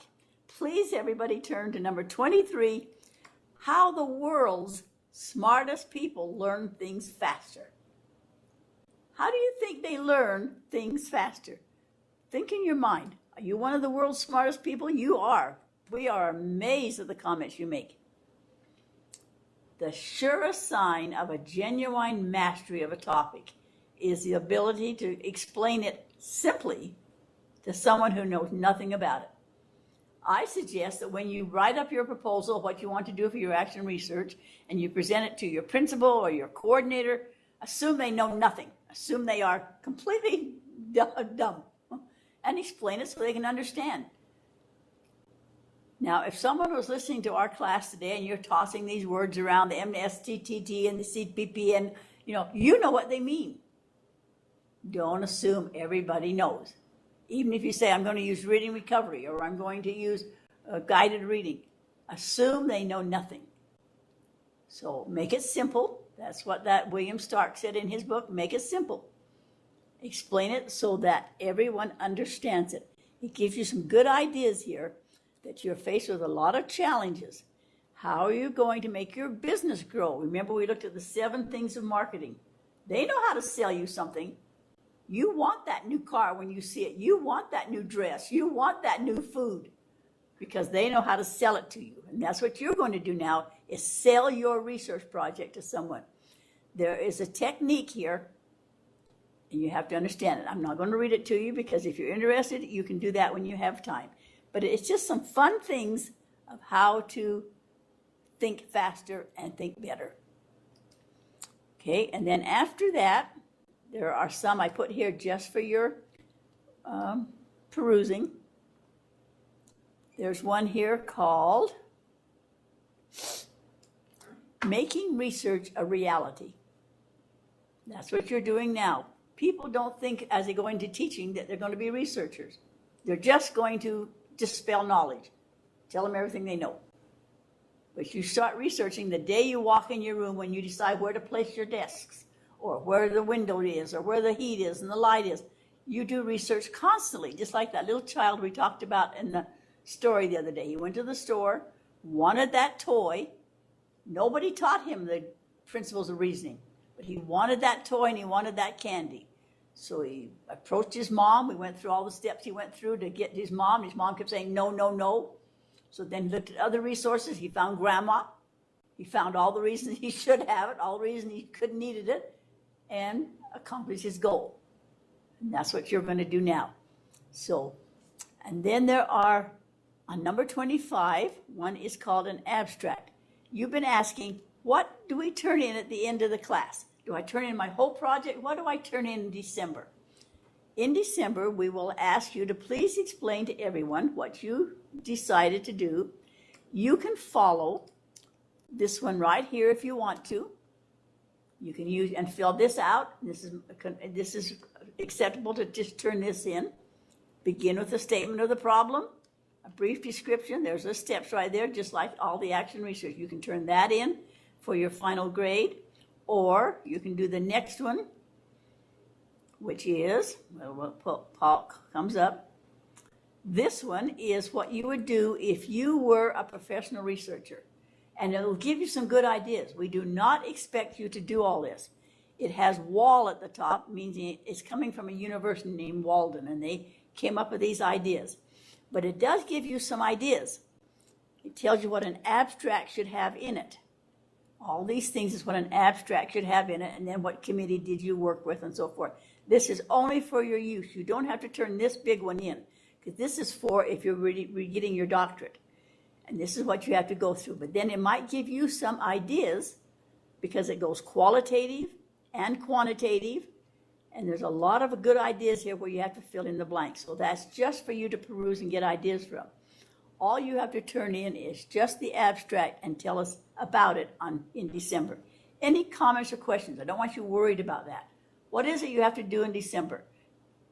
Do you know? Are you clear in your mind? Anybody that isn't? I'm trying to give you lots of samples of everything that's out there so that you'll know what it'd be like if you went on and like Lauren already has her master's, and a lot of you do, and you know about research, but I'm giving you some ideas. Then at the bottom, there's an article about reading research, and then this one here, what every competency you should have as an elementary teacher, and then the coach, the coordinator, the specialist, and the whole standards book is there if you need that standards book. So that's there for you if you need it. And then here's the article I put back on because the other one didn't come out clear. Resources shared by the class. These are other people that have shared where they found resources. And when you have new ones that you find, remember you can use SUU's library because you're a student there. There's a whole lot of pages there of what you can use for resources. Comments or questions? If you were doing a doctoral type research, you would have to use a book like this. And it's called the American Psychological Association. And why they publish it, I don't understand. But this is the manual that tells you step by step by step by step by step of everything you have to do for a doctoral thesis. So you have to follow their guidelines on how you quote and where you put your commas, and just very technical. I just wanted to show that to you so that you were aware of it. Okay, it is 10:30. You asked if you could please have some time to work. We have 2 new members in our class. So we're going to take just a minute and have each of you briefly just say, my topic is, and this is what I'm trying to find, just briefly, so that if Megan or Melissa and Jennifer are doing their research and they find something on dyslexia, they'll say, oh, I know who's interested in that. So let's start, please, with Jody. Is Jody there right now? Or is Jody out doing her thing? Louise, Jody? I'm here. I'm here. Okay. Just briefly describe what you're trying to do so if people find resources, they can help you out. Jody, I apologize. I need to be excused at 10:45, so You go. Okay, go ahead. Go ahead. I apologize. So my my action research is revolving around Step Up to Writing. Thanks to this class who brought me through that journey to actually identify what it is I'm going to use. So my current wondering is anyone out there using it this year so that I could use comparative data to see how well my student does as compared to others? It's called Step Up to Writing. Is anybody using it? Apparently not. So if you do come across it, she's needing information on that Step Up to Writing. Anything you can find on writing, think about Tiffany. Tiffany, this is Jennifer Johnson. We have a new teacher starting on Thursday. Shane, you're beeping us out. Say that and again, I just Jennifer. spoke with her yesterday, and she was asking about Step Up to Writing, and she can, I said, I have used it in the past, and I was like, sure, if that's what you want to use. So I don't know if that's what she's decided. If she does, I can put you in contact with her. What grade are you teaching? What age are the kids? So I'm not currently in the classroom, and I will preface it with I want the support that I'm providing the 2T to align with the classroom instruction tier 1. So having had conversations with all of you, and Kate specifically shared that she had success with Step Up to Writing, I want to pursue that. But if the classroom teacher has a different modality, then that's what I'm going to choose. So it sounds like both your colleague and myself are in a holding pattern just briefly until school starts. Yeah.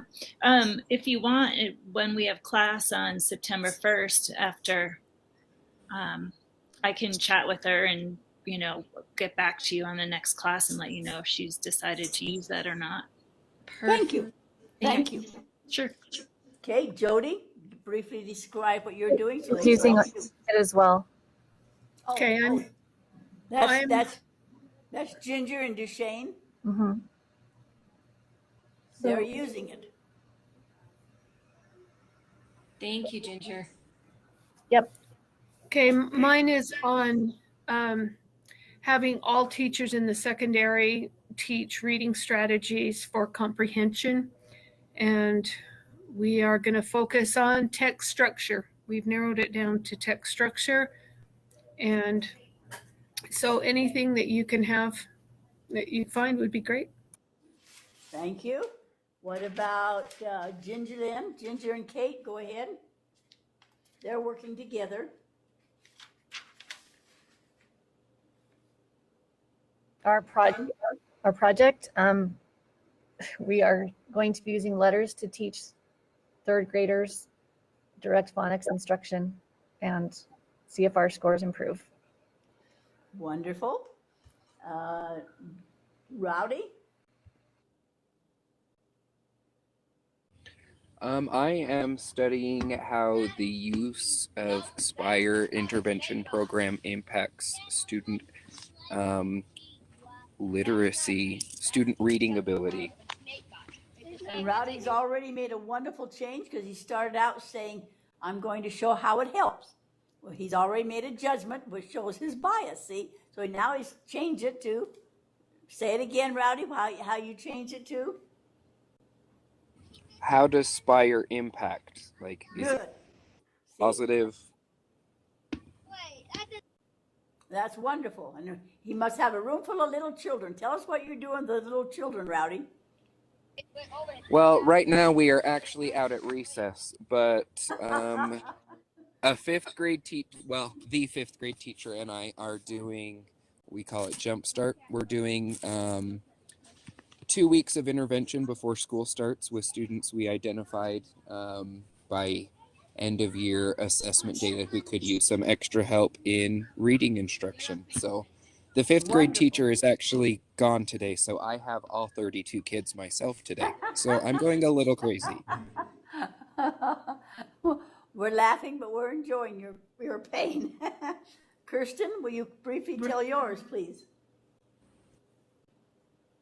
So I am focusing on comprehension using Hattie's metacognitive strategies. So I've chosen questioning, and my question is, will questioning, the use of questioning increase comprehension scores for students? Wonderful. Rhonda?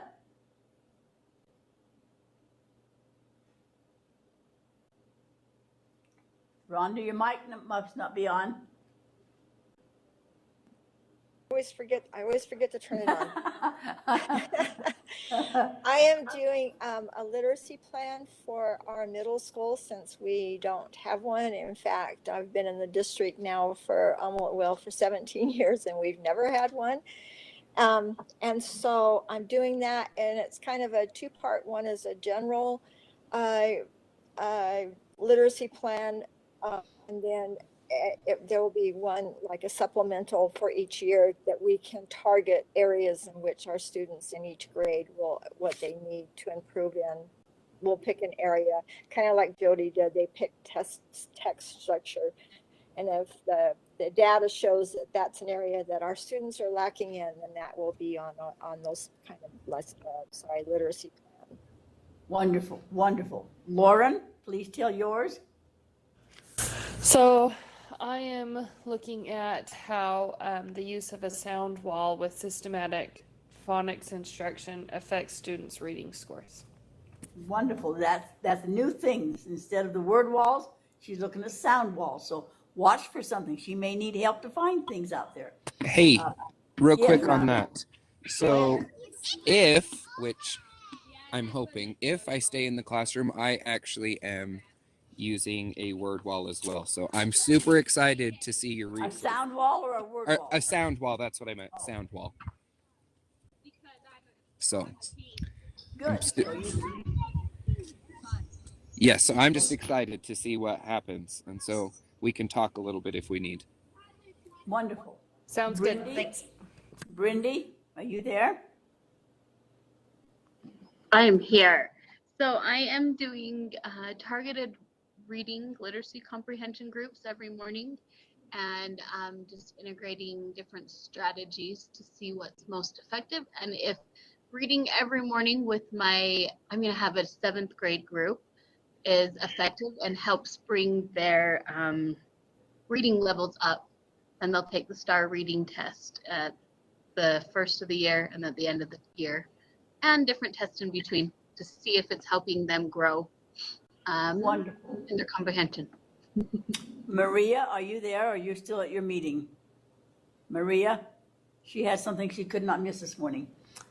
Jennifer and Melissa, do you have any ideas what you were doing? Let's start with Jennifer. Any thoughts about what you might do, Jennifer? So I was thinking more along the lines of like strictly looking at reading programs. Yesterday we do Wilson, and looking at, we haven't seen the growth in the past and kind of digging deeper into that in a tier 3. But then the more I was thinking about it, I would love to look at some language. I mean, we really struggle with what we're doing with our second language learners, but I didn't know if that would be appropriate for this class. Is that? Anything's appropriate for this class. This is an experimental class to try what you want to try. Okay. So you decide. You don't have to decide now. We're just asking so we can help you. Sure. So, I mean, we really are not making enough progress with our second language learners. So I was kind of thinking about that last night, maybe switching. Well, Rhonda has some help because Rhonda's been a bilingual leader. I have been a bilingual leader, and Maria is doing something on ELL right now, and she's a bilingual leader. So there's 4 sources for you. Okay.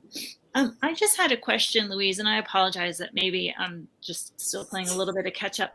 So we are going to, how much like research do we need to have on this topic as well? You're supposed to have between 20 and 50 sources. Okay. 20 is fine.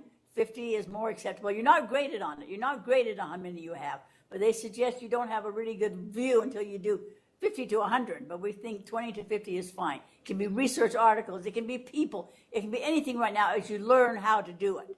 And that is, and do we have to like synthesize these articles or? No, you just have to list them and somehow mention them in your, Okay. Melissa, do you have an idea yet? Yeah, so one of my main challenges, and again, we're building a literacy program in a high school from scratch, but we've had a program now for 2 years, and we use Lexia Power Up, Lexia Rapid to get a school-wide literacy baseline, and then we identify kids that are below grade level, and then we're using Lexia Power Up with those students that are below grade level. And so I definitely have data on who's using the program and how much. So it's a computer adaptive program where high schoolers are they're just able to work on their Chromebooks, and it's at the exact level they're at. So it's one way we can address all these differences. Kids that have different deficits and different, all different levels, and they can do it all at the same time on the same program. The problem that we've encountered is that the students aren't very motivated to use the program. So we have students that have used the program. They suggest about 20 minutes 4 times a week at the very least. And so we're doing that, and the very limited students, and we're talking like 2 students that have done it effectively, have made huge gains. So we know the program's effective if the kids are engaged with the program. The problem is that the kids are not engaged with the program. So in my remedial class where I have them do it, oftentimes 20 minutes a day for a 90-minute, we have a 90-minute class period. But I took qualitative data at the end of the year, the last 2 years, and the kids say, we hate Power Up. We love novel study. We love all the literature. We love everything but Power Up. We hate Power Up. So what I wanted to look at this year is how I get them to be more engaged in Power Up, whether it's, because they have lessons that you can teach class, that you can teach as a, what am I trying to say, whole class. And so I'm trying to see how, if I can get them more engaged and maybe teach specifically to comprehension and have them focus on that, and then see if they use more time in comprehension. There's 4 areas that Power Up focuses on. There's a word study, comprehension, there's grammar. Anyway, sorry, I'm talking for a long time because I'm trying to think through this. That's what I really want to do.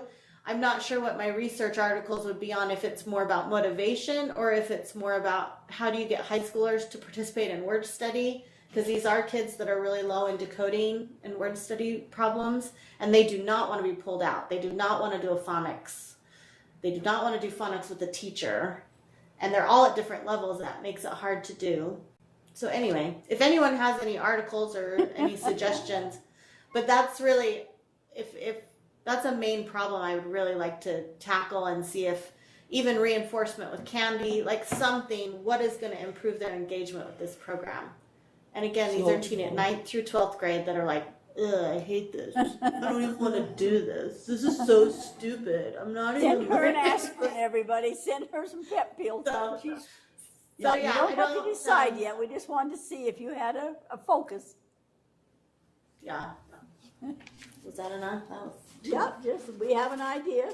And so from now until September the 1st, you're going to get started. You're going to start looking at resources. On September 1st, you're going to be able to give us some more ideas. Now remember, the link that Amy sent you does not work after today, but she will send you a new link for the next classes, which are September 1st, October 20th, and December 15th. And she'll send you the link for those, so don't worry about it not working. Also, remember that our text, wait a minute, it goes back to it, Action Research, a guide for the teacher researcher. And we went over the first 3 chapters, but as you start your research now, look at it closer. And on our first class, we will go chapter by chapter. Let me see if I can find the index on this one. That turns about what's new. Some of you have number 5 and some of you have number 6. In number 6, let me see if this is 6 or 5. This one is 6. Number 1 is understanding action research. So if you already understand it, then that, don't need to read that one. If you don't, fine. Number 2 is ethics, not ethnics, ethics, legal. You will not be getting too much into that other than you have to have permission. You must talk to your principal or supervisor, whoever says it's okay for you to do this, or the district, or whoever, like Jody. Whoever it is, you do have to make sure that you just don't do it on your own.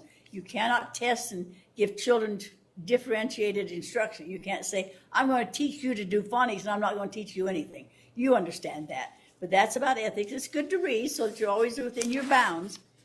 Chapter 3 is on deciding on your area of focus. That's what most of you have done now. Then number 4 tells you how to review the literature. And we gave you lots of handouts, and I put some on Melissa and Jennifer's special website about how to evaluate research and whether it's good or not. Tells you how to collect data. You may not be up to that point yet, but you could read ahead. Number 6 is consider validity, reliability, generalizability. We talked about some of those, but we'll do more. 7 is about how to analyze and interpret what you now have. 8 is called planning for change. 9 is how to write it up. 10 is how to evaluate it. And then there's an appendix giving you a good example. So I hope you all have access to that book, either chapter 5 or 5th edition or 6th edition. And then we will go over that in the next class on September 1st. So be prepared to say, what stage you're on and what chapters you've read, and we'll be discussing those. Any other questions before I give you time to work now? Any other things I can, you have my email, you have my phone number, you're welcome to call, and Chris too. Chris is busier than I am because she's principal and I have retired from the public school system. I teach education classes, I supervise student teachers, and work for 5 different universities when they need things. But I have plenty of time to help you. In the meantime, I'll buy me a new bull because I've decided today now to buy it. So anyway, any other comments or questions? I will be here till 12. Then I have to leave this room. You are welcome to stay now and work, or if you need to leave, feel free to leave. And we'll see you September 1st. Some of you like to work now because you say, once I leave here, the world crashes in on me. So that's all we have to cover. So go ahead, and I'll be here if you need help. If you need to leave, leave. And if you want to stay and work, up to 12 is your time. Comments or questions? Okay, I'll turn my mic off and then quit ignoring you. Quit bothering you. Thank you, Louise. Thanks. Thank you, Louise.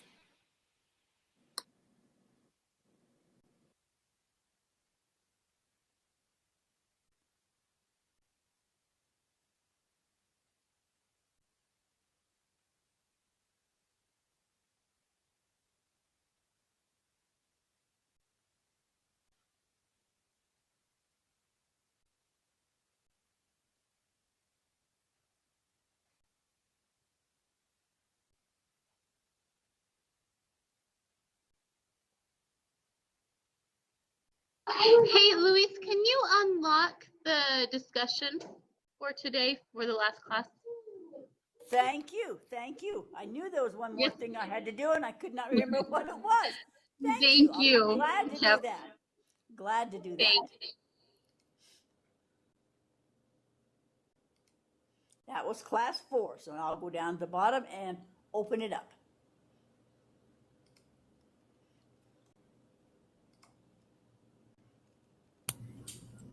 So can we do 3 and 4 right now? Yes, you can. Okay.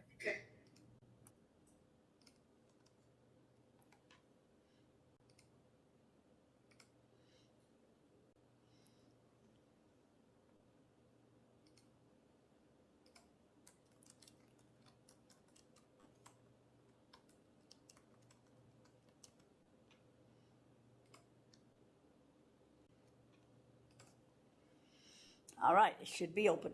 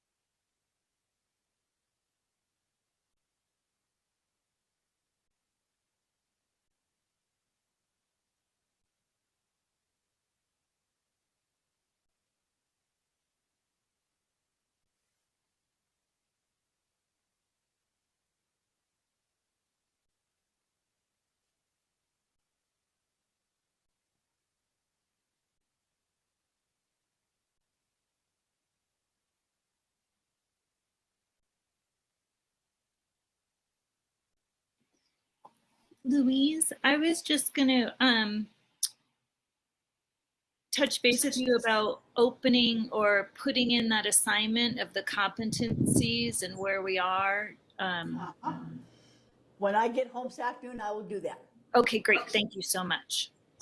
I do it right now, but sometimes I get in a hurry and then I type it wrong and I don't want to make any mistakes. So No worries.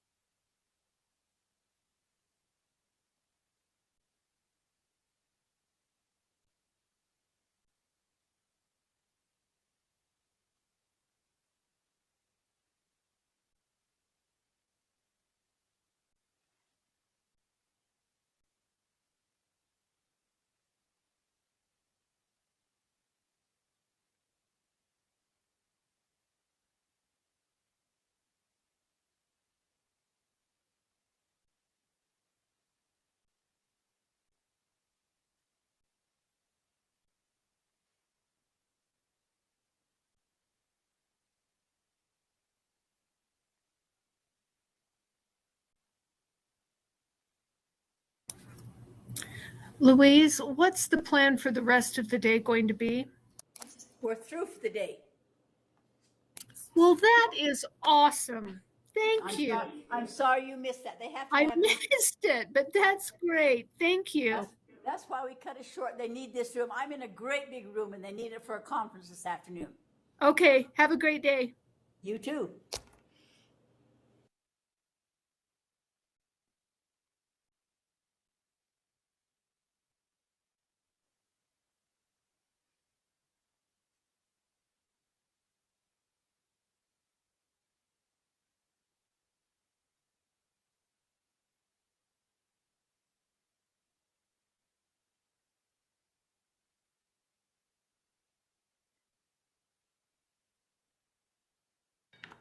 Louise, I did have one question. This is Kirsten. I'm right here. So we were talking about the resources, between 20 and 50 resources for our project, but we're only turning in an abstract. Are we turning in a works cited page along with that abstract? No, but you will be asked how many you have, and I trust you because you are professional people. Okay, so we're not submitting something with those. We're just We used to have to. Yeah, we used to have to do all that, and I said, "Why? I don't need that copy. They need that copy. I just need to know that they're doing it, and I trust them." They said that's true. Okay, perfect. Andrew Goji says you're an adult learner.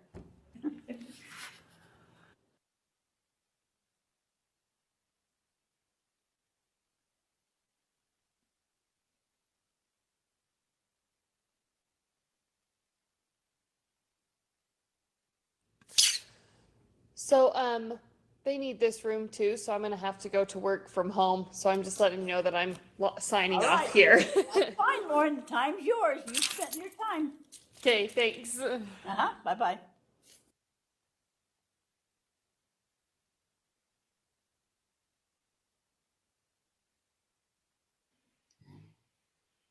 Louise, this is Jennifer. I'm going to go ahead and sign off, but I'm just going to keep working from home and try and narrow down my topic and find some resources.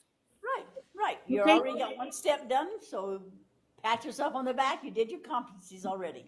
All right. Thank you, Louise. Bye-bye. Bye.